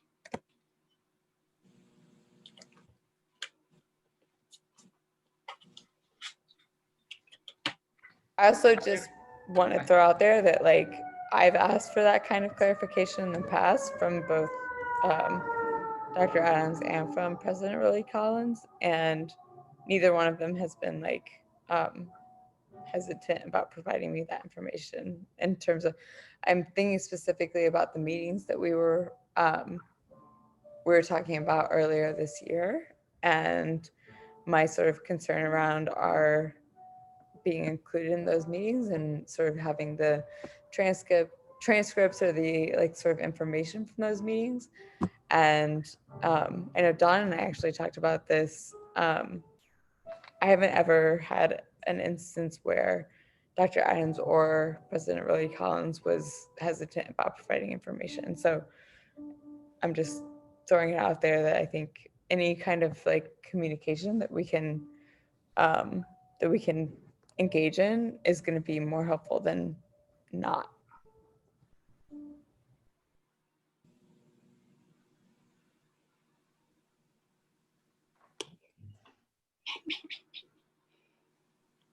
Thank you, Mrs. Banks. I will move on to the second presentation if there are no other questions regarding the budget. Again, I want to recap that this budget will be online. The public will have 1 week to give us feedback. That feedback will be provided to the board a week from today, along with the line items document that we saw last Saturday when we were having a conversation. That book that will show 2021 with a line item. It may not be the whole book together, but it'll give you a line item so you'll know what we're paying for every single item, as well as a school site alignment as well. You'll get that in 1 week.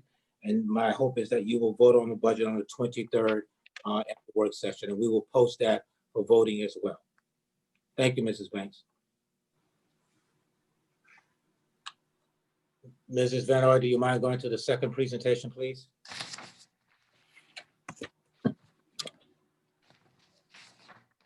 So second school restart task force update. Several of you have been involved in terms of listening in on the Zoom meetings. We have another one on Thursday. I will simply walk through with you where we are right now. As I indicated to Mrs. Miller, I want to be very cautious around what I say relative to the restart, because once a recommendation is made, people respond to it, and I want to be very cautious. So I'm giving you big picture, not very specific. Next, on the 25th, you'll get a lot more specific information, and then the July meeting, you'll get exact information based on our ability to collect data. So this is a slide you've already seen before. This simply tells you what the charge is and what the committees are. I was asked what's the governance committee. The purpose of the governance committee is to give information and keep all of the other committees to continue to work. And so that's what the governance is. It does not have to do with board governance. It has to do with the governance of the task force itself and these committees. Next item. We have added the following entities, the community entities to the subcommittees: the Urban League, Big Brothers and Big Sisters, Little Bit Foundation, and the Gathering. There's one other group as well that's not on here that we reached out to. I think they are the professional group that manages or supports the administrators, principals and assistant principals. So that's added. They are starting to participate starting this week in these meetings. Right now, the subcommittee is looking at 3 scenarios: in person, if kids come back to school; hybrid, that means if kids come on a Monday and come on a Wednesday, and some kids come on a Tuesday and Thursday; and virtual.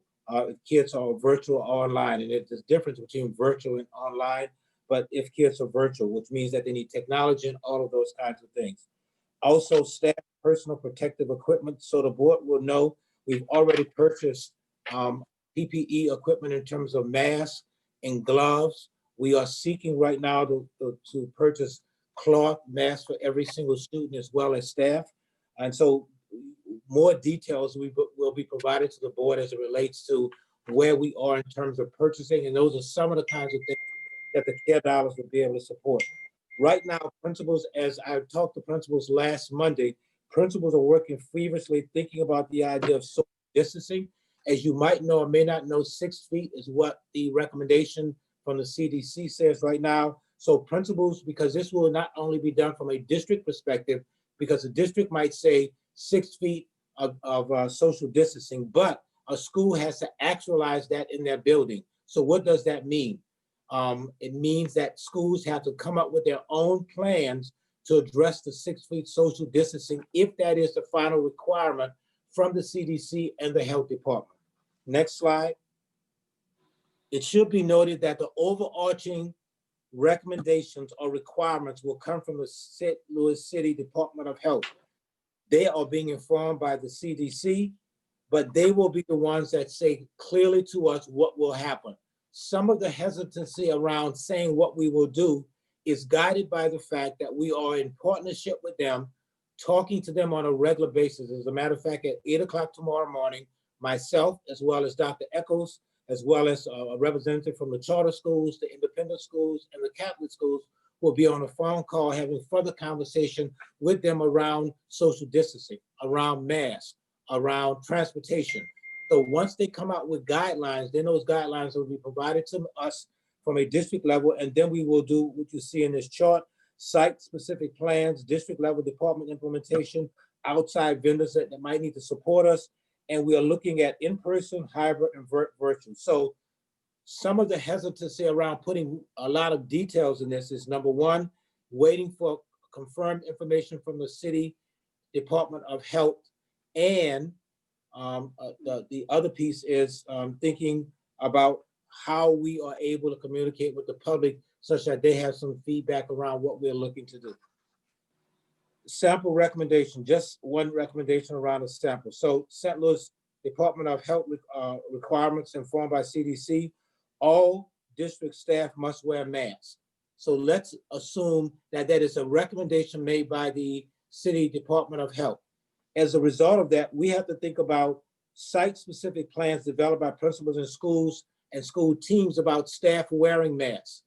And so schools have to determine if kids are if staff will have masks on all day, part of the day, as they stand before kids or in the hallway.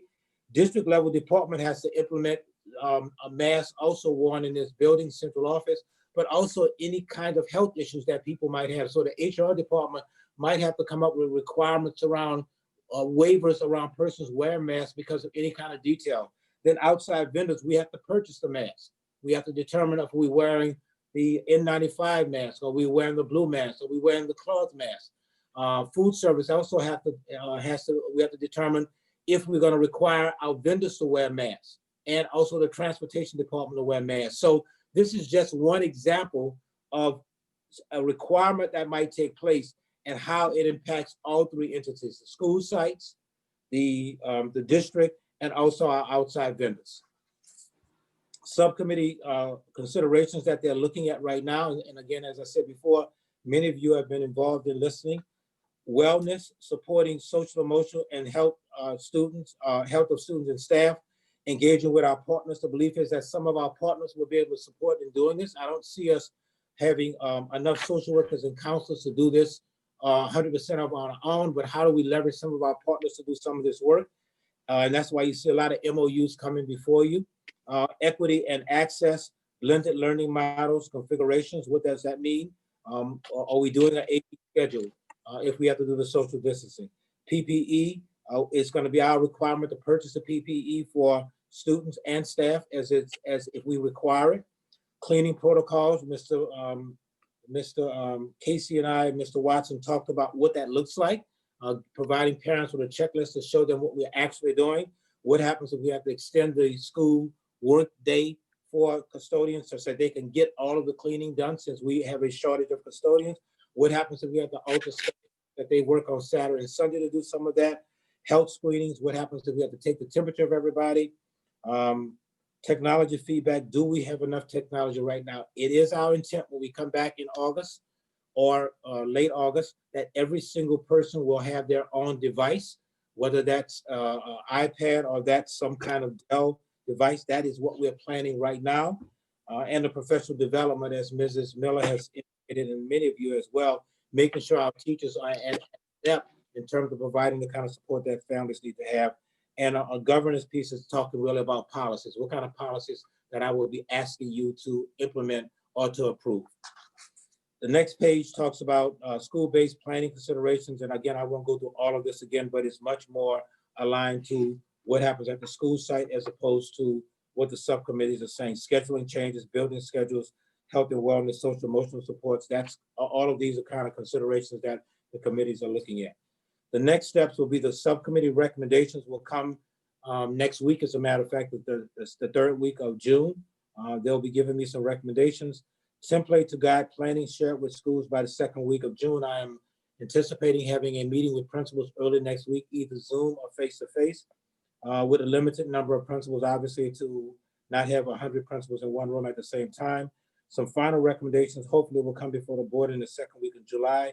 Just so the board is aware, this coordinates with what everybody else is doing. The county and the city, charter schools, Catholic schools, and parochial schools have indicated that they would like to all be uniform in terms of making recommendations the second week in July. Somebody might jump the gun a little bit earlier than that, but the intent is that early July recommendations across the region will be provided to communities.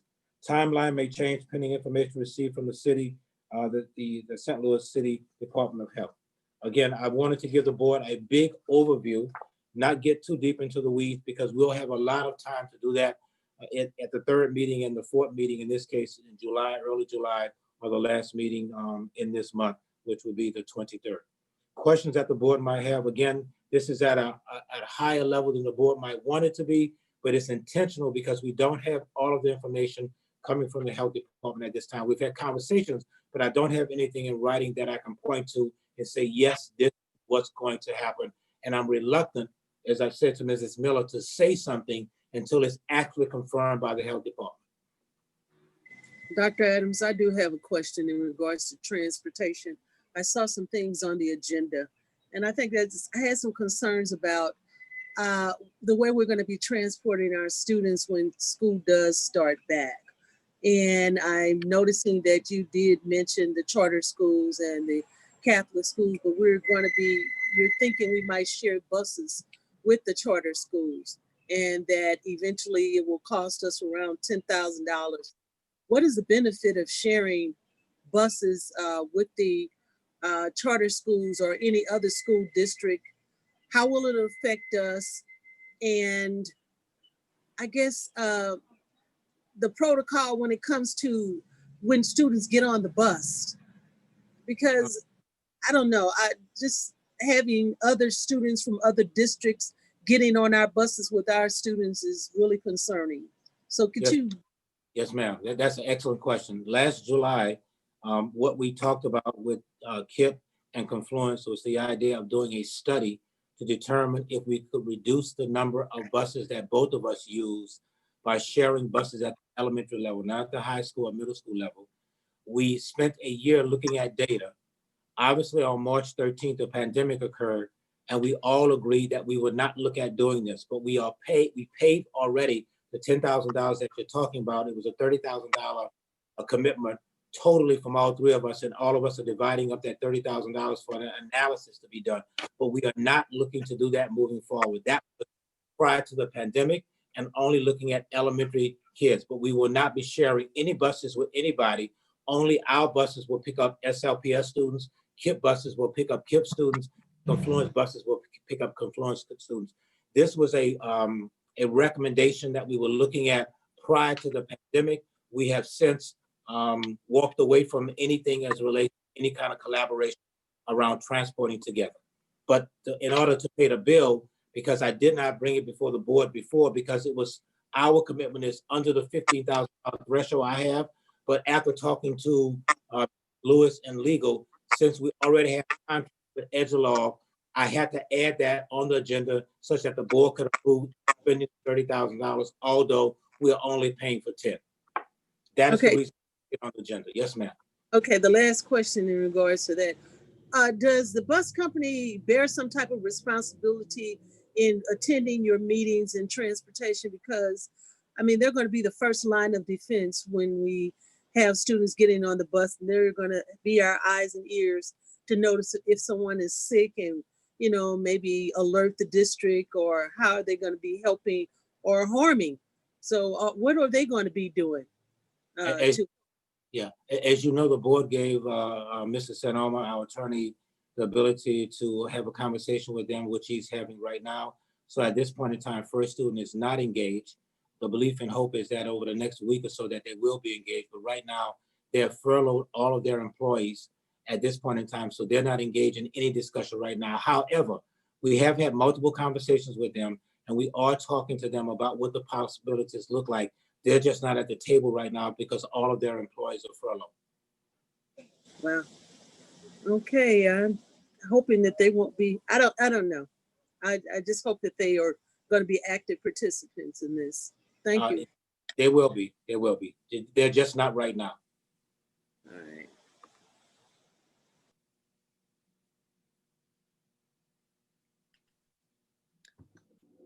Dr. Adams, I got to attend probably 1.5 of the task force meetings, and I want to first commend the task force and you for the conversation. So I know in that first meeting, there were a lot of questions around making sure that we are thinking holistically, but also thinking outside of the box when it comes to prepare for what return looks like. So I appreciate that being a part of that thought-provoking dialogue, probably something the board could adopt.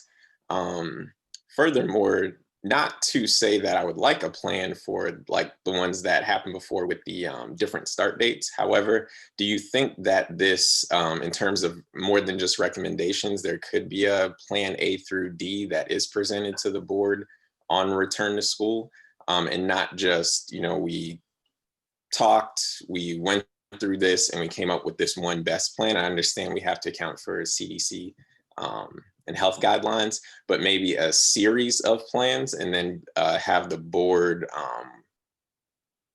maybe even in conjunction with other school districts, decide on, of these multiple plans, what might be the best option. So excellent question, Mr. Lang. I am hopeful that this board will approve some of the recommendations that the superintendent will be making. Those recommendations will come as a result of also talking to superintendents every Wednesday at 9 o'clock, tomorrow morning at 9 o'clock. 60 or so superintendents will be on a Zoom call talking about what they think they might want to do. But the answer to the question is yes.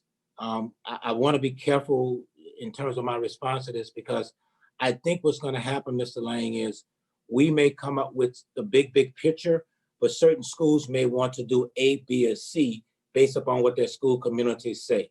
So once we do the survey of a staff, and I'll just use an example because I've used this before, and I'll use the place that you used to work, as a matter of fact, because I spoke to Mrs. Hayward about this 2 weeks ago.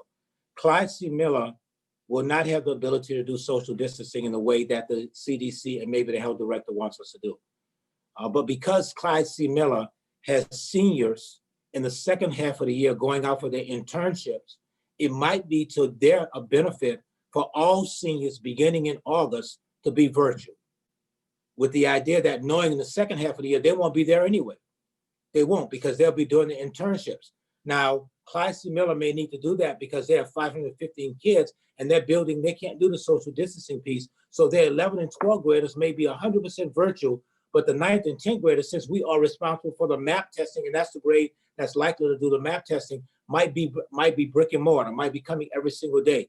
Another high school, and I'll use another example, Sumner, that has less than 200 kids, might have kids coming every single day because they have more than enough space to accommodate 200 kids compared to Clyde C. Miller. So the likelihood is that those are the kinds of recommendations that will be coming, such that it's varied across all 68 schools.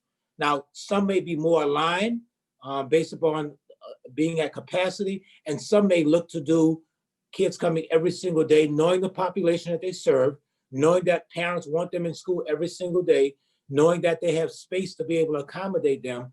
Those are some of the nuances, Mr. Lang, that we are looking at, that I will be bringing back to the board and asking the board to look at a varied policy to support schools based upon what they think they need. I hope that helps kind of give you some guidance of what we're thinking about.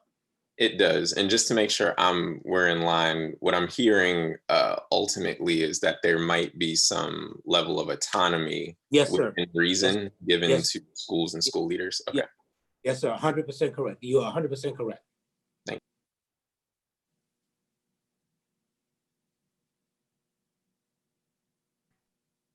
So I don't really have any questions because I know this is a high level overview, but I just wanted to share some considerations that I hope we can include into the final recommendations and proposals. I'm just thinking of all the purposes that schools serve in our community beyond just academic education. And I don't want us to forget how integral the schools are to the communities and the benefit that comes from bringing people together and just learning about each other and about humanity together. And, you know, I know it's going to be extremely difficult as we move into the next school year and everything is going to look really different, but I do think it is equally valuable to the academic piece, this piece about humanity. And I don't want us to be too quick to move into move into virtual, I think, models at the elimination of that in-person human piece. And so I recognize that what I'm saying is would come with financial costs and human labor costs and all kinds of other things. But it is really, we serve a purpose beyond just academic education. And it's really important to me that those types of touchy-feely relationships maintain through this pandemic, probably even more so than they are now. So I would just ask that the committees and the administration, as they are working on this, to not, you know, I know that there's this, I understand the importance of one-to-one and the recognition of that we do need to do that to be able to kind of flip at a moment's notice, but just there are other purposes that we serve just for the larger picture of humanity that I don't want to get lost in all of this. Duly noted, Mr. Archer and Mrs. Roger, who are the project managers, are listening to this meeting tonight and are helping me put together what this is going to look like in a template and all of the recommendations. So duly noted. I just want the board to realize and understand that the priority, and I didn't say this in the beginning, is going to be safety. And so we're going to pivot from safety to do all of the kinds of things that I think the board wants us to do and we want to do as well. Dr. Adams, I have a question for you. Yes, ma'am. Had there been any consideration around any of the schools that we currently are keeping open as relates to like the electricity on, for utilizing those as extra spaces for students right now for social distancing? Yes, I did come up in my 8:30 meeting this morning. We literally only have one building right now that could accommodate, that's ready to move in right now, and that's Stevens School. So that did come up today as a possibility. So yeah, that is on the table that we might look to do. The challenge for us there is that it increases our resources in terms of electricity, gas, staff being moved, administration. So we want to be careful around what the up cost might be in terms of that. But yes, we did discuss that this morning at my 8:30 meeting. Okay, thank you, Dr. Adams. Welcome.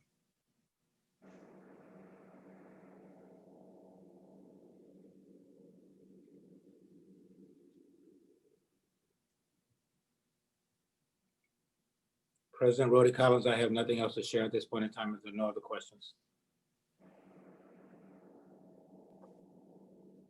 Are there any other questions from the board?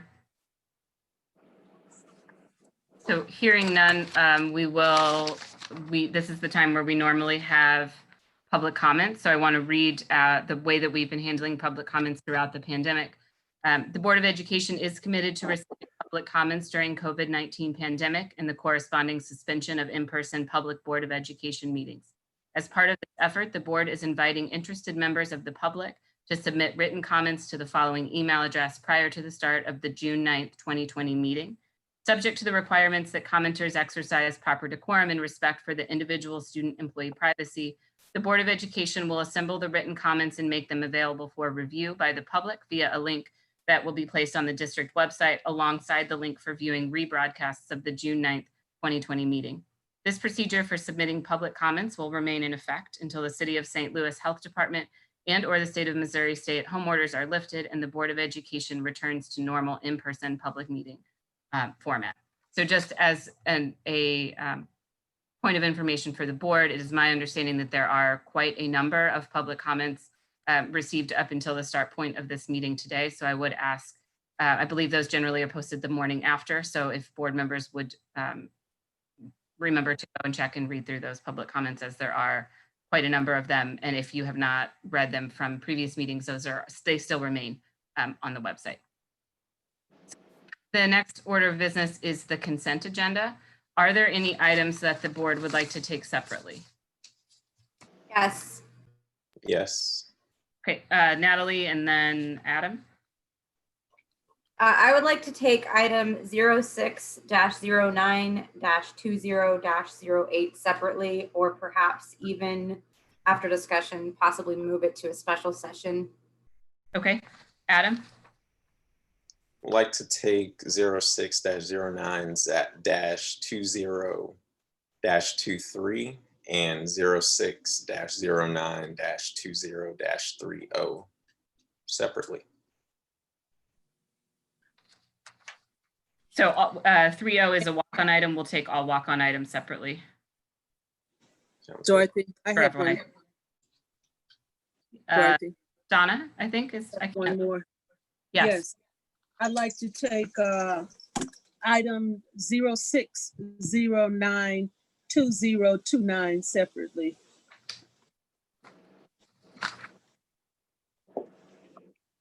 Any others?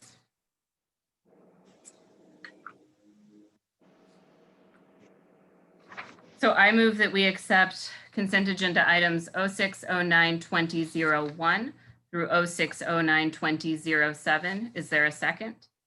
Second. For discussion on these items. Ms. Lewis?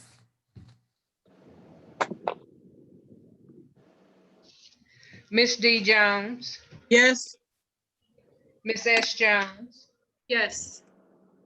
Mr. Lane, Yes. Ms. Miller, Yes. Dr. Roberts, Dr. Roberts, Dr. Roberts, Yes. Mrs. Val, Yes. Mrs. Rhodey Collins. Yes. The motion passed. Is there a motion to approve 06-09-2008?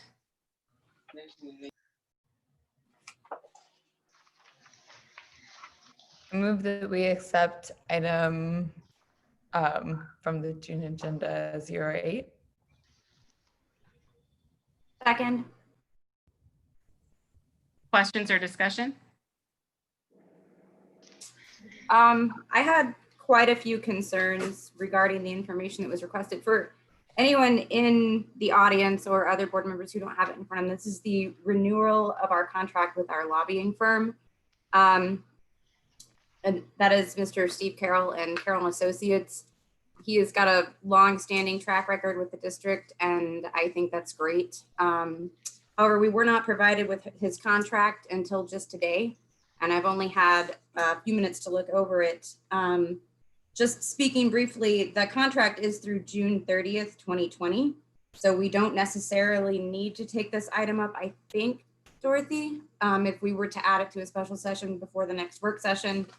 But given that there are still some further concerns regarding this, the Special Administrative Board, I do believe, had a very good relationship with Mr. Carroll. And that's not to say that we don't, but I feel like we do need to treat this neutrally. We need to take it seriously. It is a contract as a person who speaks for our district, for the students in our district, and we need to make sure that we are actually analyzing that contract and that performance.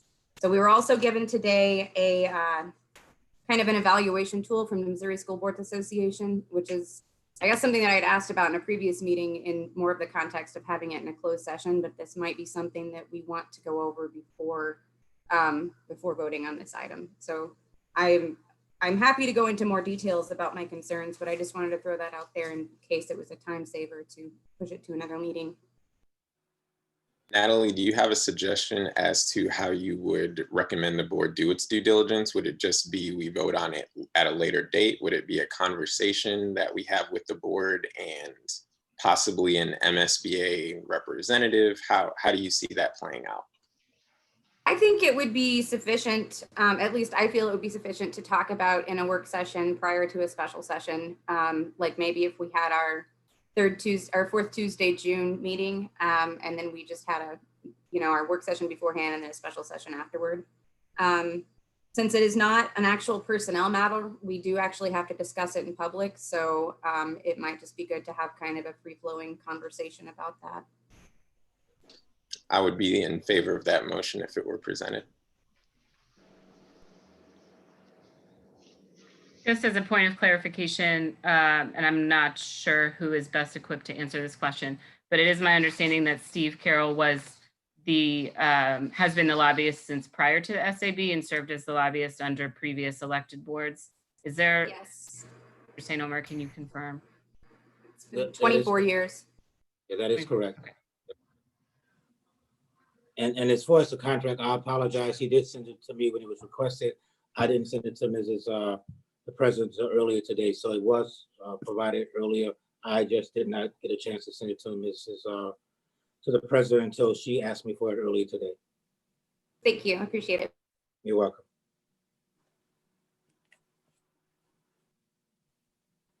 Is there any other board member that has an expressed concern about Mr. Carroll's contract?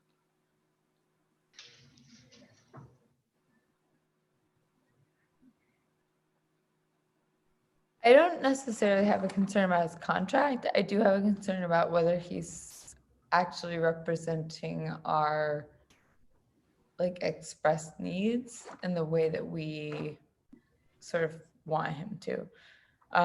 That's not to say that I think that we should evaluate him on our own. I think that's something we've already discussed. But I do have concerns about whether he is representing our needs as sort of vehemently as we would expect someone to who is our lobbyist. So to Tracy's point, oh, I'm sorry. No, I was going to say, I think what we might want to consider here is Mr. Carroll has a longstanding relationship with the board, with the district. He does not necessarily have a longstanding relationship with us. So I think we need to consider how we might build that relationship going into the next year. So to the points that have all been raised here, there is a lot of institutional knowledge that Mr. Carroll has of the district and has worked with previous elected boards through the SAB and is now working with us. So I would hate for us to lose that institutional knowledge. And if what we need to do is provide better direction for Mr. Carroll to carry out this board's mission, I look to strengthen that relationship as we move forward. So I just want to be mindful that just with all parts of this transition, there is some intentional relationship building that has to happen. And that may be something to consider as we consider this item.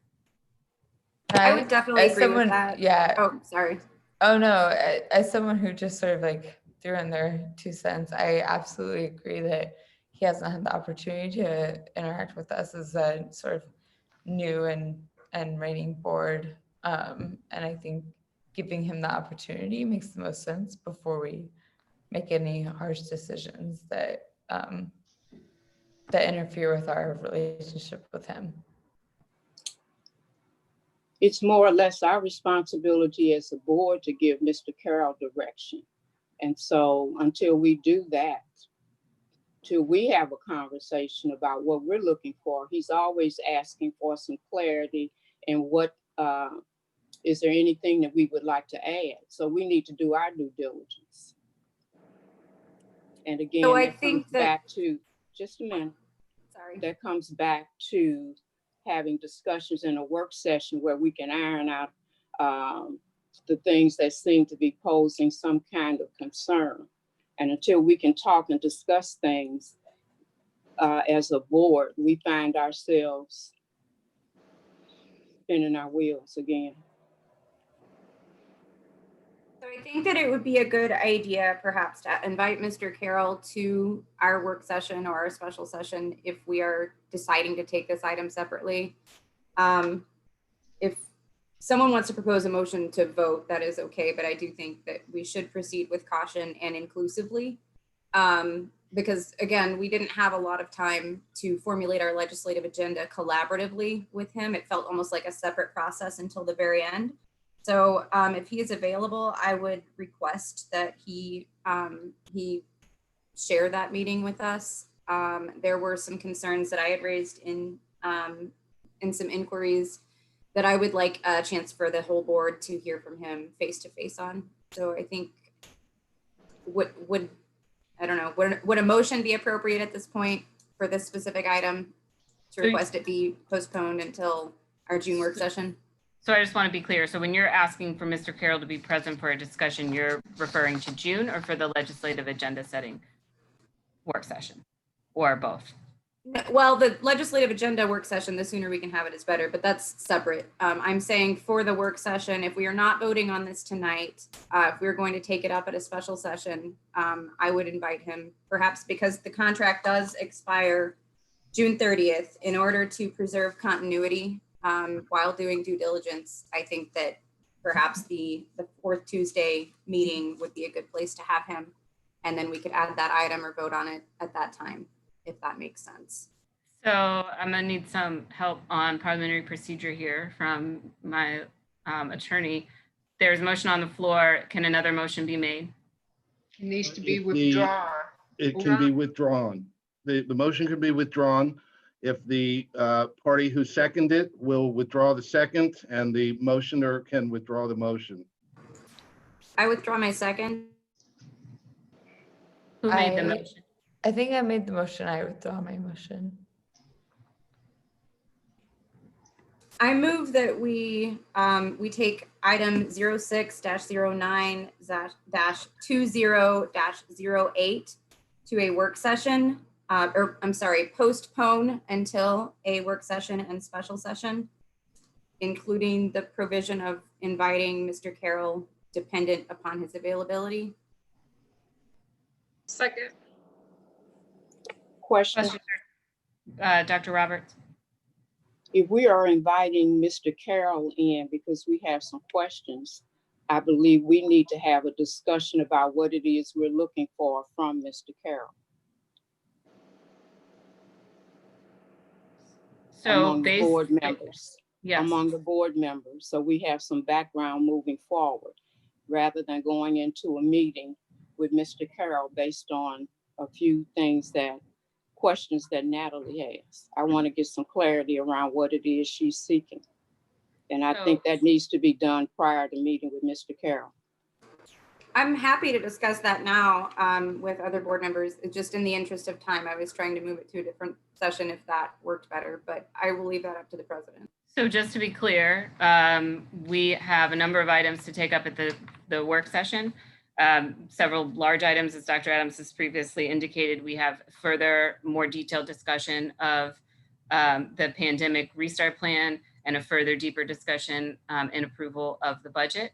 So is the board willing to have an extended work session on the 23rd to make sure that we are doing our responsibility to students to ensure a good restart plan and an adequate review of the budget, to also include an invitation to Mr. Carroll to discuss his contract and services. Because that is, it would be likely that we would not be able to maintain our current schedule, or there is at least the possibility that we would be meeting for an extended period of time. And so before we make changes to our professional commitment to each other about time, I think, it is important to me to share that with you. President Roy Collins, is there a way for us to discuss this tonight and still come to, I feel like we have the information, so it's not the same as these other topics where we have to sort of like have more conversation about it. Is there a way for us to come to a decision tonight around this topic? Sure. I'm hearing a couple different things from board members. I'm happy to be corrected if I'm missing anything. So I'm hearing on one hand from some board members that we recognize we need to build a relationship and provide stronger direction to Mr. Carroll. I'm also hearing some concerns about approving his contract, period. And so these are separate things. So we could approve the contract tonight and then work into the relationship building, direction providing phase. We could also postpone everything until we have that further discussion. But as indicated, his contract does expire June 30th. And so he would be without a contract if we don't take action on it on June 30th. And we have, those are really the things that I'm hearing coming out of this. And we need to be clear about what it is that we want if we postpone this, a full, thorough review of, or a full, thorough discussion about the direction that we want Mr. Carroll to take, to do that on top of the other items that are timely, because the budget also has to be approved by June 30th, and we have the restart plan, students need a school plan. So I'm just trying to think logistically how this all would work. So it sounds like we have the information we need tonight. So is there a way we can go ahead and continue with this conversation and make a decision tonight? So the current motion on the floor is to postpone until June, whatever, 23rd. So if this is not the direction the board wants to take, that motion and second need to be withdrawn and go back to the original motion to pass. Right, and I didn't make the original motion, but I would make a motion to actually make a decision on this topic tonight. So the person who seconded would need to revoke their second, and then I would revoke my original motion. I withdraw my second. I withdraw my motion. Is there a new motion on the floor? Yeah, so I move that we make a decision about the contract. So are you? So are you? Natalie, do you? No, I'm sorry. We need some clarity for Ms. Lewis here. Are you making a motion to approve 06, 09, 20, 08? I am making a motion to approve 06. Second. Thank you. Any further discussion amongst the board? Yes, I think is the right answer. Okay, please continue. So again, I haven't had a chance to look at the contract in full, but on page 4, this didn't come in our board books. I'm sorry if nobody else has copies of it. It was emailed. It says that identify to the board a minority lobbyist to partner with Carroll in his representation of the board and present to the board the terms and costs of such partnership before the next Missouri legislative session. I am not sure if we had a minority representative, minority lobbyist, or how that would be defined, but I feel like we may have been absent that this past session and was wondering if we could get some clarity on whether we will have that inclusion this year, because again, this is for outcomes for our students and we need to make sure that their voices are being represented at the state capitol. And there's another section on page 4 stating Carroll agrees that he will not perform any work or other service for Any other person or company which conflicts with the work required herein or which conflicts in any manner with the interest of the board. The interest of the board, our own school policies discourage the use of alcohol and tobacco with our students. And Mr. Carroll does have contracts with Missouri Wine and Excalibur, which is a brand of tobacco that sells cigars, cigarettes, and I believe chewing tobacco. So either we should reconsider that portion of the contract as written, or we really need to analyze and look into those relationships, because as it's defined, it does seem like it would be in conflict with the manner or interest of the board if our interest is the best interest of students and best outcomes for them. I think it might be time to put this to a vote, unless we need to put it off for longer, but I feel like we sort of exhausted our conversation on this topic. I could be entirely wrong, so please. And if I remember correctly, those questions were put out to Mr. Carroll, and a 2 or 3 pager came back about whatever those questions were that you levied. Natalie, I don't recall being privy to those. I just know this conversation came up before, and I'd like to second the motion to vote. If we need to make some kind of amendment, then we can do that. But I'm seconding the vote. So there is already a motion on the floor and a second to approve this item. So if Joyce, do you want to call the question? Meaning, do you want to call the question? Meaning we end discussion now and we take the vote with no further discussion? Is that what you're saying? Yeah, that's what I'm saying, with some caveat for amendment later, because we've had this discussion. The questions were answered that were asked, and we're back doing the same thing we've done before. So yes, I'm calling the question.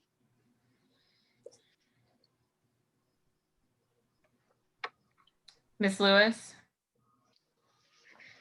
Ms. D. Jones? Ms. Yes. D. Jones? Yes. Ms. S. Jones? Yes. Mr. Lane? Staying. Ms. Miller? Yes. Dr. Roberts? Yes. Mrs. Val? Abstain. Mrs. Rhodey Collins? Yes. The motion passed. So I will also work with Mr. Carroll to find a time he can come to a work session early this summer, and we can discuss at length the direction that we would like him to take and start planning our legislative agenda at an earlier point this year. So I will reach out to him this week and keep the board updated.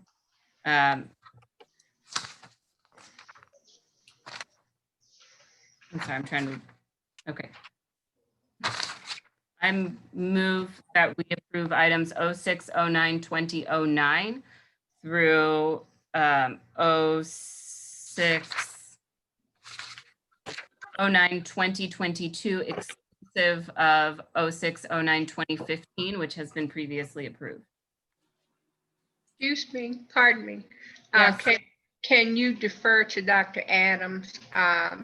Because I believe there's some change that he may want on the consent agenda. Sure, Dr. Adams.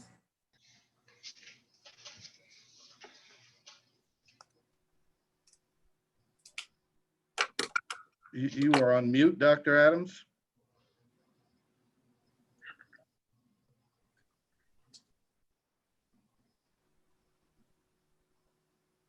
There is an item that I want to pull.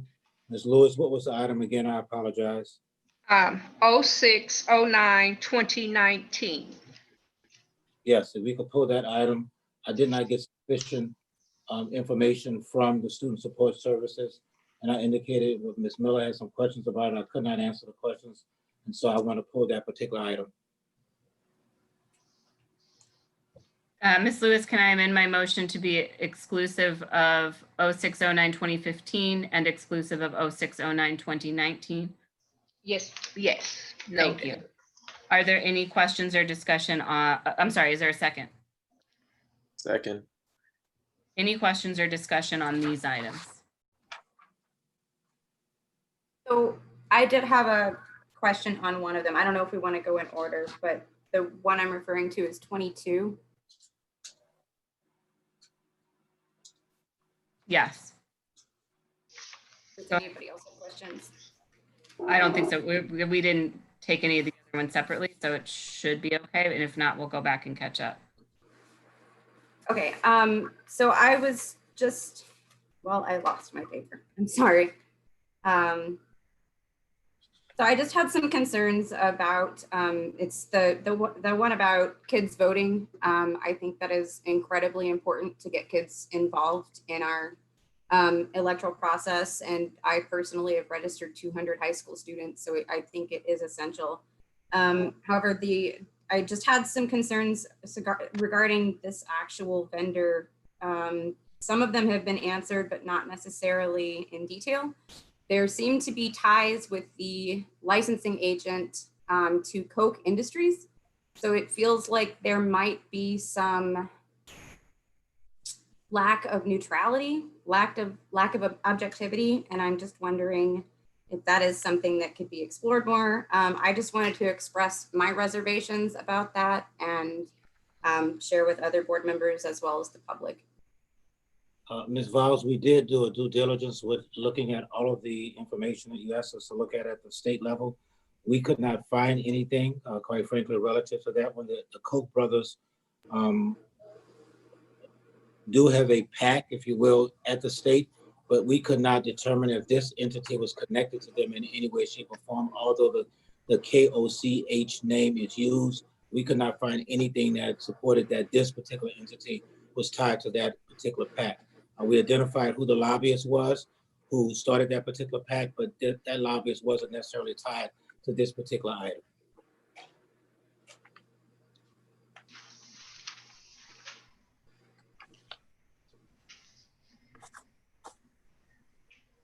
Any further questions or discussion on these items? Ms. Lewis? Ms. D. Jones, Yes. Ms. S. Jones, Yes. Mr. Lane, Yes. Ms. Miller, Yes. Dr. Roberts, Yes. Mrs. Val, Yes. Mrs. Rhodey Collins. Yes. The motion passed. Is there a motion to approve 0609-2023? I move that we approve consent agenda item 06-09-20-23. Is there a second? I second. Point of order. I don't think you're allowed to speak against your own motion, Adam, if you want to let somebody else make that motion. If you're like against this in any way, I'm not sure, but just. I didn't make a motion against it. I just made a motion to take it separately. Okay, I thought you moved to approve just now.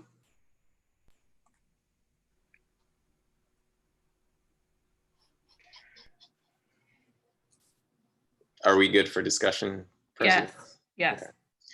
Dr. Adams, I wanted to call this one out again for the public to note. So just bringing us back to, I'll try to be as brief as possible, usually doesn't happen, but bringing us back to the listening sessions and the town hall, so to speak. There was a big call for mental health services and looking at vendors across the city. So I want to call out, because not everyone gets to see the consent agenda or knows where to find it, but that there are multiple items both in this consent agenda and the next one coming up addressing this. So I appreciate that this is in there. So looking at how we support our students around mental health during COVID as we return. The request question that I have is that, is it possible to have a representative? I know sometimes this usually happens at the end of project completion, but I think it would benefit the public if we had a representative from this organization and any of the other organizations to come and just kind of present what their strategy plan services that they offer to the board and to the public, just to show what they are going to be doing with our students. Yes, sir.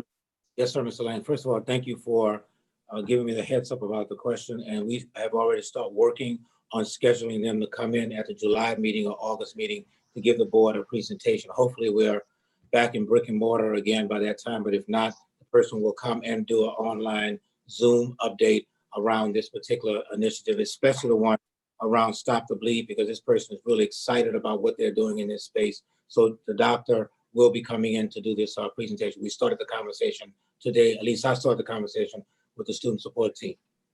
So yes, sir, thank you very much. Any further discussion on this item? Ms. Lewis? Ms. D. Jones, Yes. Ms. S. Jones, Yes.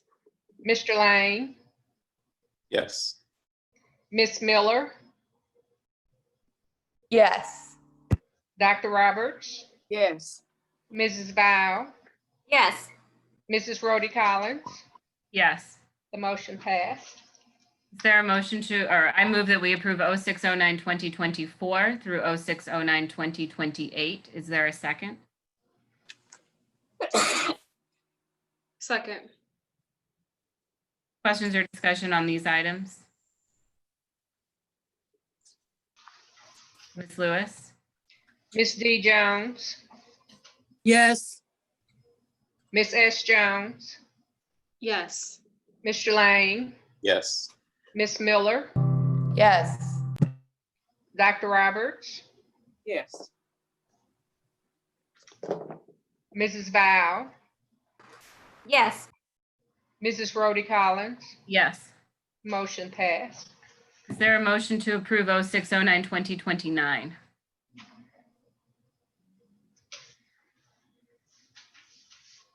I had some questions. Do we need a motion and a second? I move that we approve 0629. Second. Donna? Okay. This is a motion to approve contracts with various vendors to advertise and promote St. Louis Public School activities.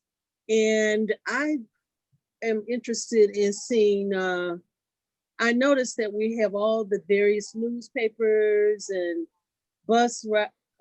Twitter, LinkedIn, all of those different entities, but we don't have signage. And I noticed that when I went to the visioning workshops, people were asking for more visibility or more promoting, which is a good thing. All of these are good, promoting St. Louis Public School activities, but on the front of the buildings, we don't have anything really. I mean, I remember when I first started seeing the billboards for our schools in our area, like I saw one for Nance, one for Northwest, but it just had the name of the street. It had a picture of a child, and it didn't go into, any kind of real detail about what type of activities they were having at their school, which many of our schools have wonderful programs, but the advertisement didn't say anything much. It just gave the address and the school is over here on this street.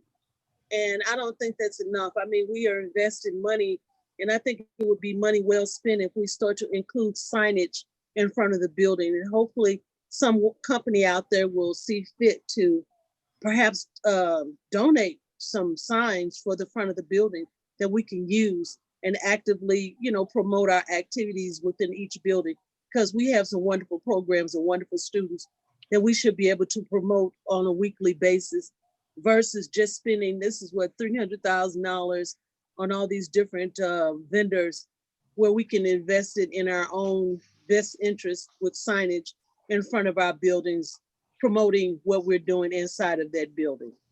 And that's what I would. So I thank you, Ms. Jones. So this is advertising. So what you're asking for would be like electronic signs, but kind of talk about what's happening in that particular school. So you're talking like Clyde C. Miller has a sign out front that frames everything that's happening at the school on the wall, similar to what Friendly Temple has done with their church. Is that what you're talking about? Yes. Gotcha. Yes.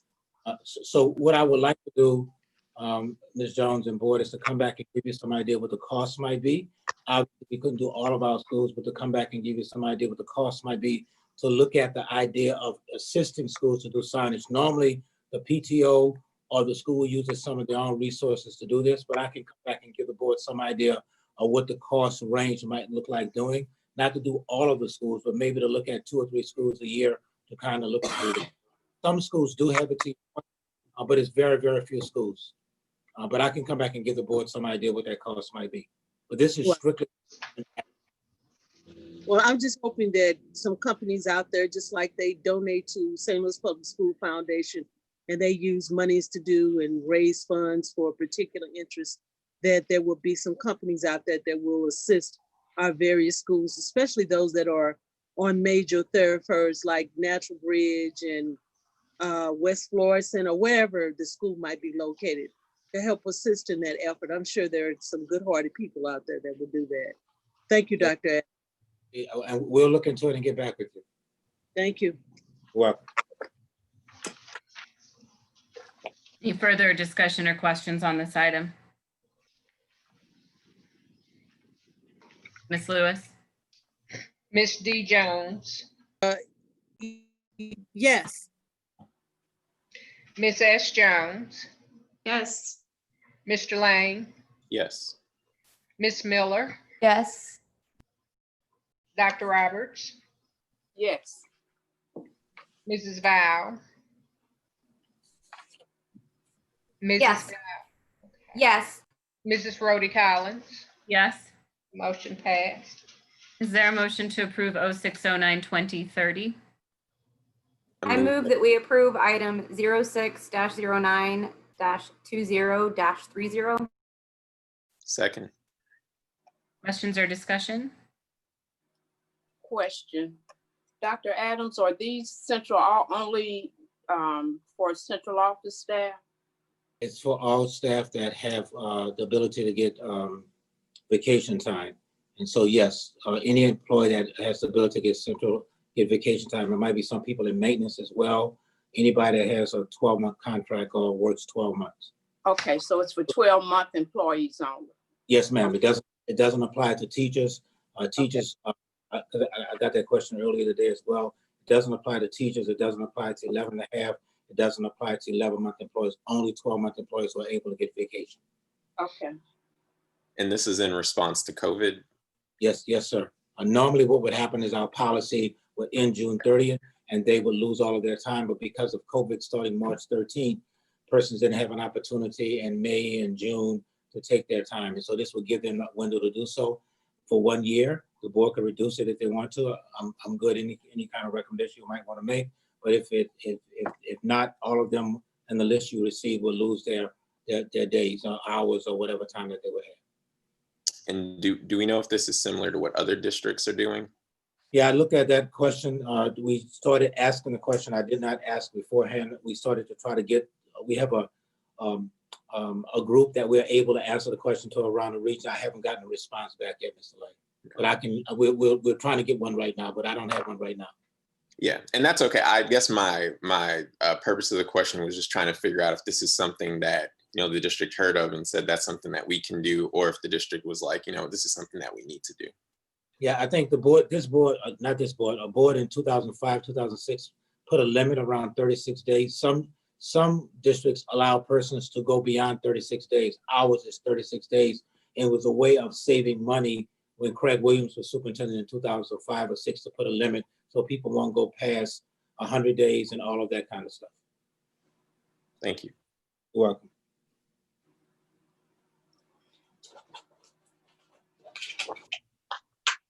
Ms. Lewis? Ms. D. Jones, Yes. Ms. S. Jones, Yes. Mr. Lang, Yes. Ms. Miller, Yes. Dr. Roberts, Yes. Mrs. Val. Mrs. Natalie, Val. she's waiting to be let back in the meeting. If the host could let her in, she had a laptop die on her, so she's waiting to get back in.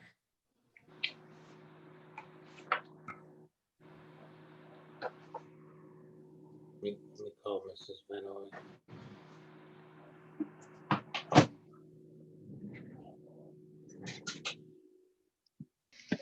I apologize, my laptop died, I'm back. We're voting on 0609-2030, which was the 1-year suspension of the limitation in vacation policy 4519. Are you waiting on me, my vote? Yes. Yes. Yes. Mrs. Rhodey Collins, Yes. the motion passed.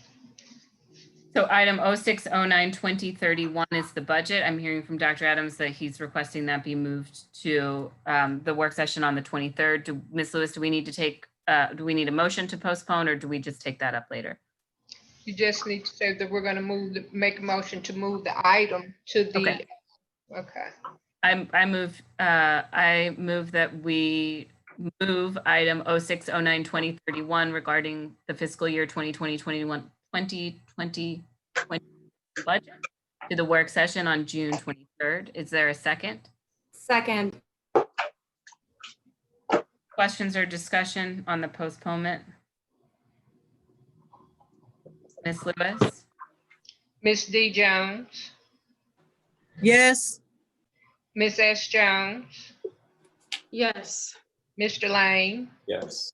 Ms. Miller, Yes. Dr. Roberts, Yes. Mrs. Val, Yes. Mrs. Rhodey Collins. Yes. The motion has passed. Is there a motion to approve 0609-2032?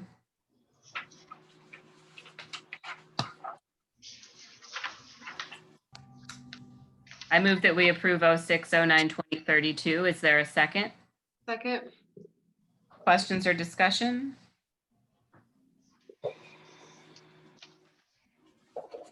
Ms. Lewis? Ms. D. Jones, Yes. Ms. S. Jones, Yes. Mr. Lane, Yes. Ms. Miller, Yes. Dr. Roberts, Yes. Mrs. Val, Yes. Mrs. Rhodey Collins. Yes. The motion passed. I move we approve 06, I'm sorry.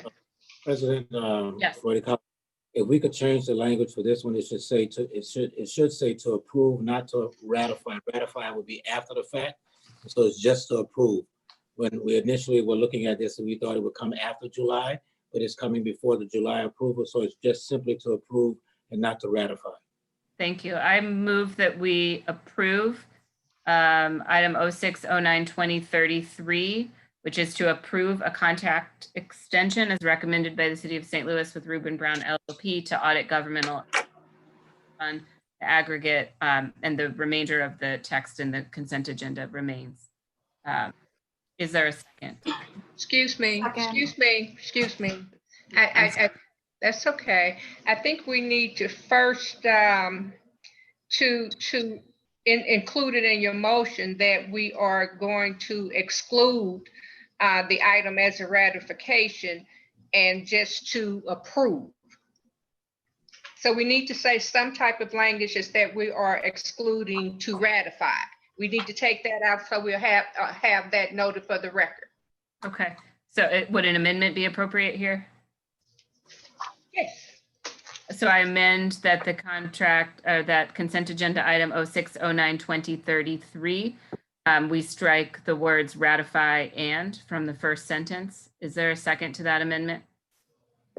I second. Questions or discussion on the amendment? A vote on the amendment, please, Ms. Lewis. Ms. D. Jones, Yes. Ms. S. Jones, Yes. Mr. Lane, Yes. Ms. Miller, Yes.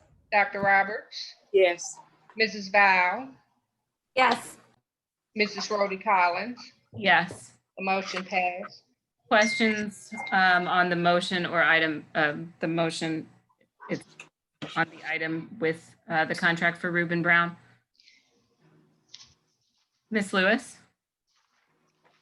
Ms. D. Jones, Yes. Ms. S. Jones, Yes. Mr. Lane, Yes. Ms. Miller, Yes. Dr. Roberts, Yes. Mrs. Val, Yes. Mrs. Rhodey Collins. Yes.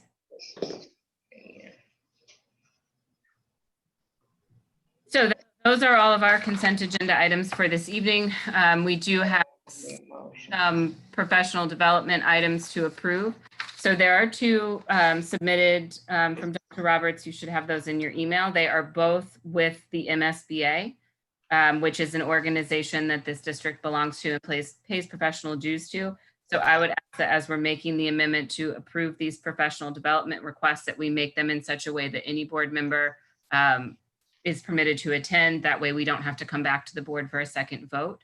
So is there a motion to approve the professional development request for any board member who wishes to attend the MSBA Igniting Great Ideas Summit, which is being held virtually this weekend or next weekend?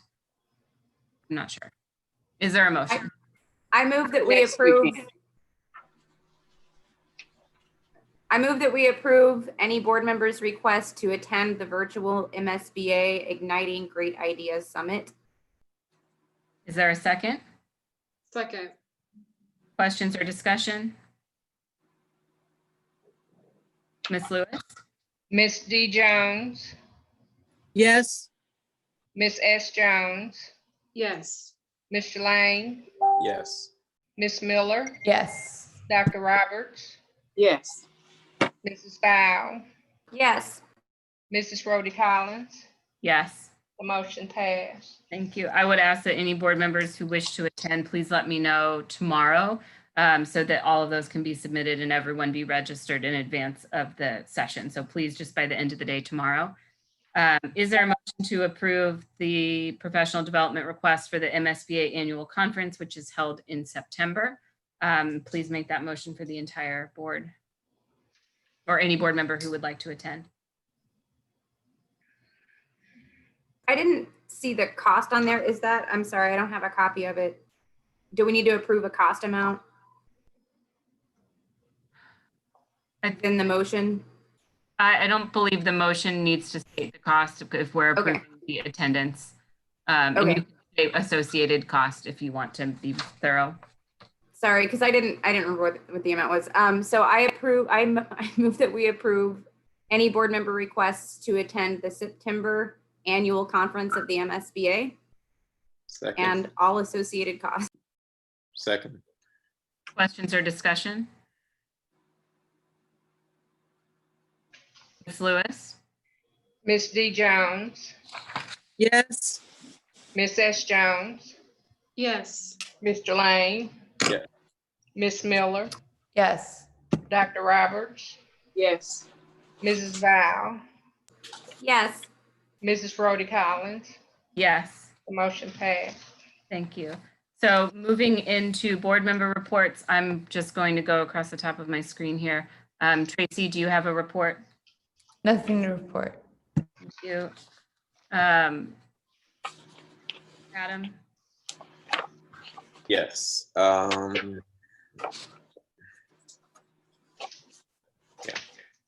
So the only thing I'll report on, and I'll take questions from board members if there are any, is on the ad hoc budget committee. So the committee met last week for the, I believe it was the third time this year with a break due to COVID.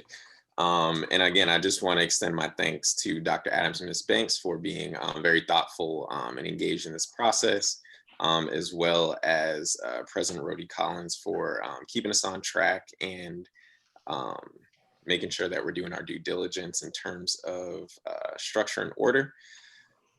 So what the committee has done so far, so there's a task, since it is not a standing committee, it is a temporary committee. All three tasks, one is to provide a report on budget hearings. Most of that information the board has already received from Ms. Banks and her team. However, we made that more robust by talking about what might be some suggestions moving forward. And these suggestions are not suggestions for the board to adopt, but suggestions for the board to consider and for the district consider moving forward. So all of that has been finalized, and the goal is to provide that to the board once there were more suggestions that came in. So I wanted to put those in the report and make sure that the committee had final approval on it before sending it to the full board. The goal would have been to send those out for the board to talk about during the next work session, but seeing as we have a full plate, as you already discussed, Dorothy, I'll still send them out, but maybe we'll discuss it at a different time. There are no decisions. Yeah. I'm sorry. No, I just want to make clear. I've been following the emails from the budget committee. That was actually an item coming. Okay. So that's no problem at all. I apologize for not remembering that earlier. Yes. That's absolutely fine. So yeah, so those will be those will be sent out to the board by me. So one, again, is on the budget hearing. So looking at that process, what data has been collected, and again, recommendations moving forward, as well as any suggestions for just improvements. The same thing was done for the budget process. So the two reports, budget hearings update, budget process update. So the process that the district uses to formulate its budget. And again, thank you to Ms. Banks for providing all the info on that. Likewise, there's information about the process and considerations in many different aspects of what goes into that. And then also after the committee was able to digest that information, we, as committee members, put our own suggestions into this report document, which will also be provided to the board. The last thing, or two things, the second to last thing is a piece of policy that the board began crafting, which leads to the very last thing. So the committee began crafting a piece of policy from our discussions, and then Ms. Banks, I don't see her there, but Ms. Banks made the suggestion, and Dr. Adams as well, that in order to make more formed policy suggestions to the board as a whole, it would make sense to be able to do a deep dive, something that we couldn't do, of course, over the last 3 months. But Ms. Banks has been eager to champion that, and the rest of the committee is eager to engage in that. So the last item is, which will come before the board at the next executive session, would be a formal presentation of the request to, or a formal recommendation from the ad hoc committee for an extension to be able to do that deep dive. But yes, so before I open up to questions, like I said, there will be 2 reports that will be coming the board's way. The policy or draft policy, I can also send that along. However, that is not a final policy because, again, the ad hoc committee would like to sit down and do that deep dive with the finance team to be able to better understand the nuances of the budget, which, as Ms. Banks, take more time. To be able to have a more well thought out and effective policy moving forward. So at this time, I'll open it up for any questions from board members.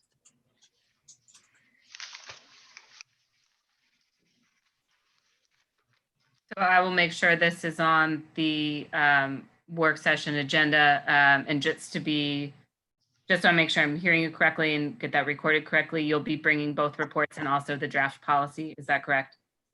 I will be sending, so yeah, I'll bring both the reports to the actual meeting and make sure that we have copies of that. The draft policy, since the committee is going to do more work on that, I'm just going to send that along just so in case the board wants to know what policy items the committee has been working on. Yes, and okay, so I'm getting tired. My wording was bad. I didn't mean like physically bring, but there are 3 things that there will be up for discussion and review from the budget committee. The 2 reports and the draft policy. Okay. Yes. Dr. Roberts. Pretty much like Dr. Adams, I'm on a weekly Zoom call with other board members from the Council of Great City Schools. And as we move through planning for the restart of school, they have put together an idea of best practices during the COVID-19 crisis. And it may be a document that the other members of the board may want to take a look at. The same thing for another group that's working on across the metropolitan region. I was participated in their Zoom call, And across the school districts across the region are determining how to respond, recover, and reinvent schools. So again, that's a document that I'll share. I'll send that out to all board members with the link. The Title IX regulations for the school district has changed, and I participated in a webinar, the Title IX regulations and their impact on the school district. And so I wanted to share that. And as you know, I love to read. I'm always recommending books. And so I have one here tonight. It's called Built to Last. It is on MSBA's list of books to read towards certification. And the last item I wanted to share is for my fellow colleagues, Tracy and Susan. As a member of the OMSL, I received the booklet, and in there I saw you two guys and thought I would share it with you tonight. And it simply says, Shaping the Future of St. Louis Public Schools. Oh, wow. So is there anything that either one of you would like to share regarding that? No, that must be from when we did an interview, probably in July. That was a long time ago. Yeah, nothing on that. That's not new at all. I didn't know. Yeah, it's new to me. Same here. Yeah, it was new to me. I thought I shared because I hadn't heard it in a board report. So that's it, team. I have a question to Joyce. Great City Schools, well, back in the day, they used to send each board member with a subscription, you know, and I was just wondering, we haven't gotten anything, but we are paid subscribers, aren't we? To the Council of Great City Schools? What are you talking? We used to get those books every month, whenever they published them. Because I still have a stack of them from back in the day, but I'm just thinking we are paid subscribers, so can we? Paid subscribers to? The Greater City School, yeah, like the book you showed, didn't you show us a book? Oh, they didn't give this to me. This is what I'm reading to complete my distinguished board certification. Yeah, no, I didn't get this from the Council of Great City Schools. So the Council of Greater City Schools has a publication that they publish. I don't know if it's on a monthly basis or by They do, it's online. You know, everything is electronic. Anymore. It's not, they don't do a paper one. No, ma'am, it's electronic. Okay. Joyce, do you think it would be possible for especially like the item that you held up initially, or other, I guess, reference materials that you received from the Council of Great City Schools, could you forward those to the board just so we can also stay up to date? Absolutely, my pleasure. Oh, the last thing, and I thought I was doing that, was in closing, the Council of Great City Schools also advocates at the federal level for additional funding, especially around the next plan that our legislatures are lobbying for.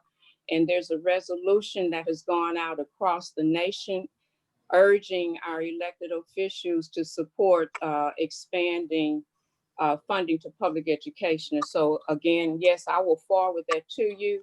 And Dr. Adams, do you get the same material I get as a member of the board of directors? Yes, ma'am, I do. Would you forward all that over to the board members? Sure, yes, ma'am, I'll do that. Thank you so much. You're welcome. So once that information regarding that resolution is received, if board members, if that is something that you would like placed on agenda, if there is a quorum of the board that wants to take that up, we can certainly do so. But please review the materials that Dr. Roberts and Dr. Adams send out, and then let me know directly. Is that something that there is interest in taking up right now during a work session or a meeting? I'm sorry, Susan, have you gone yet? Susan, do you have a report?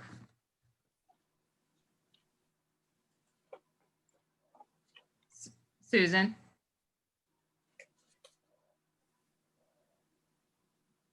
I don't know. Donna, do you have a report? No, No, I Dr. have not, but no board member. Okay, so I'm hearing neither Donna nor Susan. I did want to share with you one item in my board president report. Dr. Adams and I have been kind of talking off and on for the past several months about doing a board retreat this summer.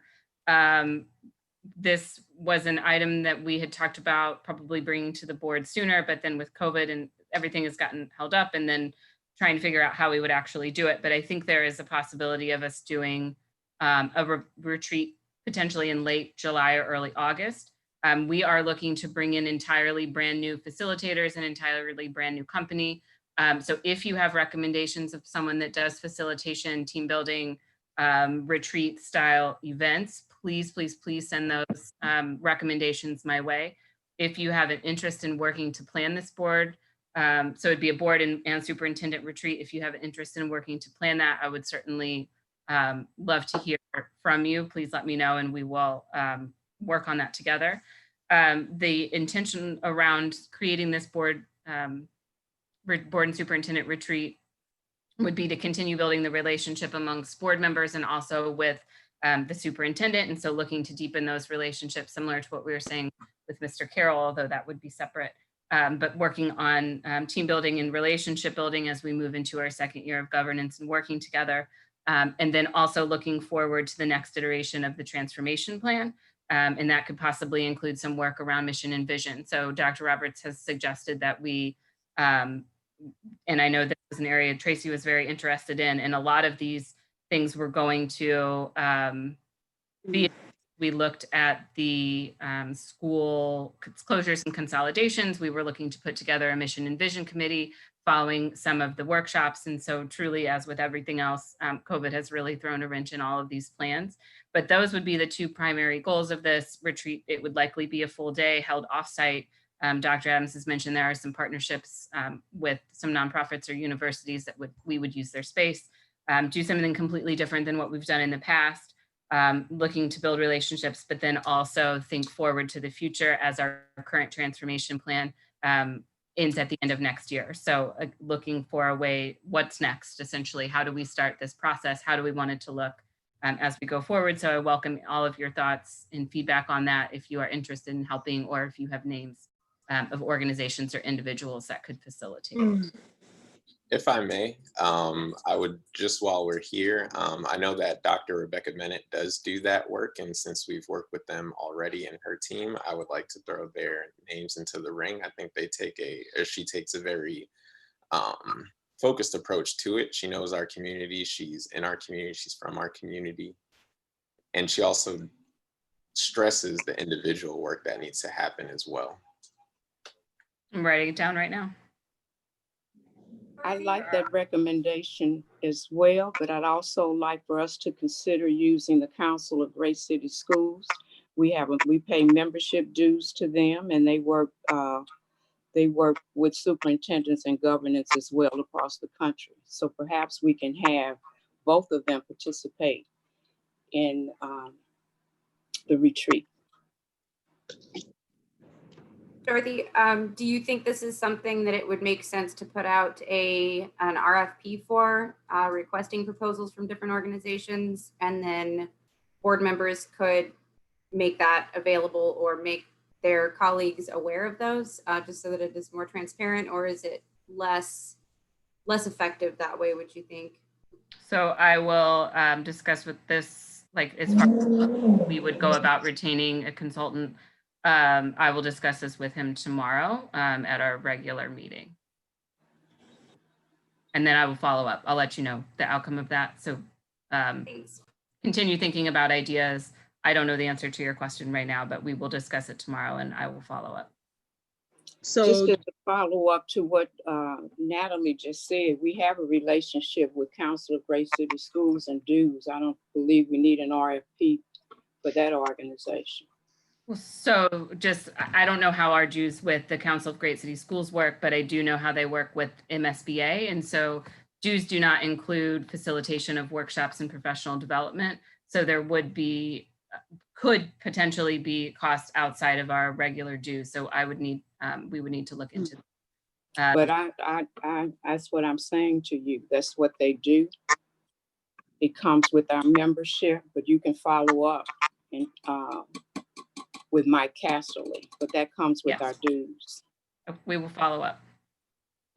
Okay. No suggestions, please send them to me. Like I said, I'm hoping to do this late July or early August, prior to the start of school, and just get the new year off to a good start. So if you have those names, sooner the better. We will follow up and look into the RFP process, and get back to you.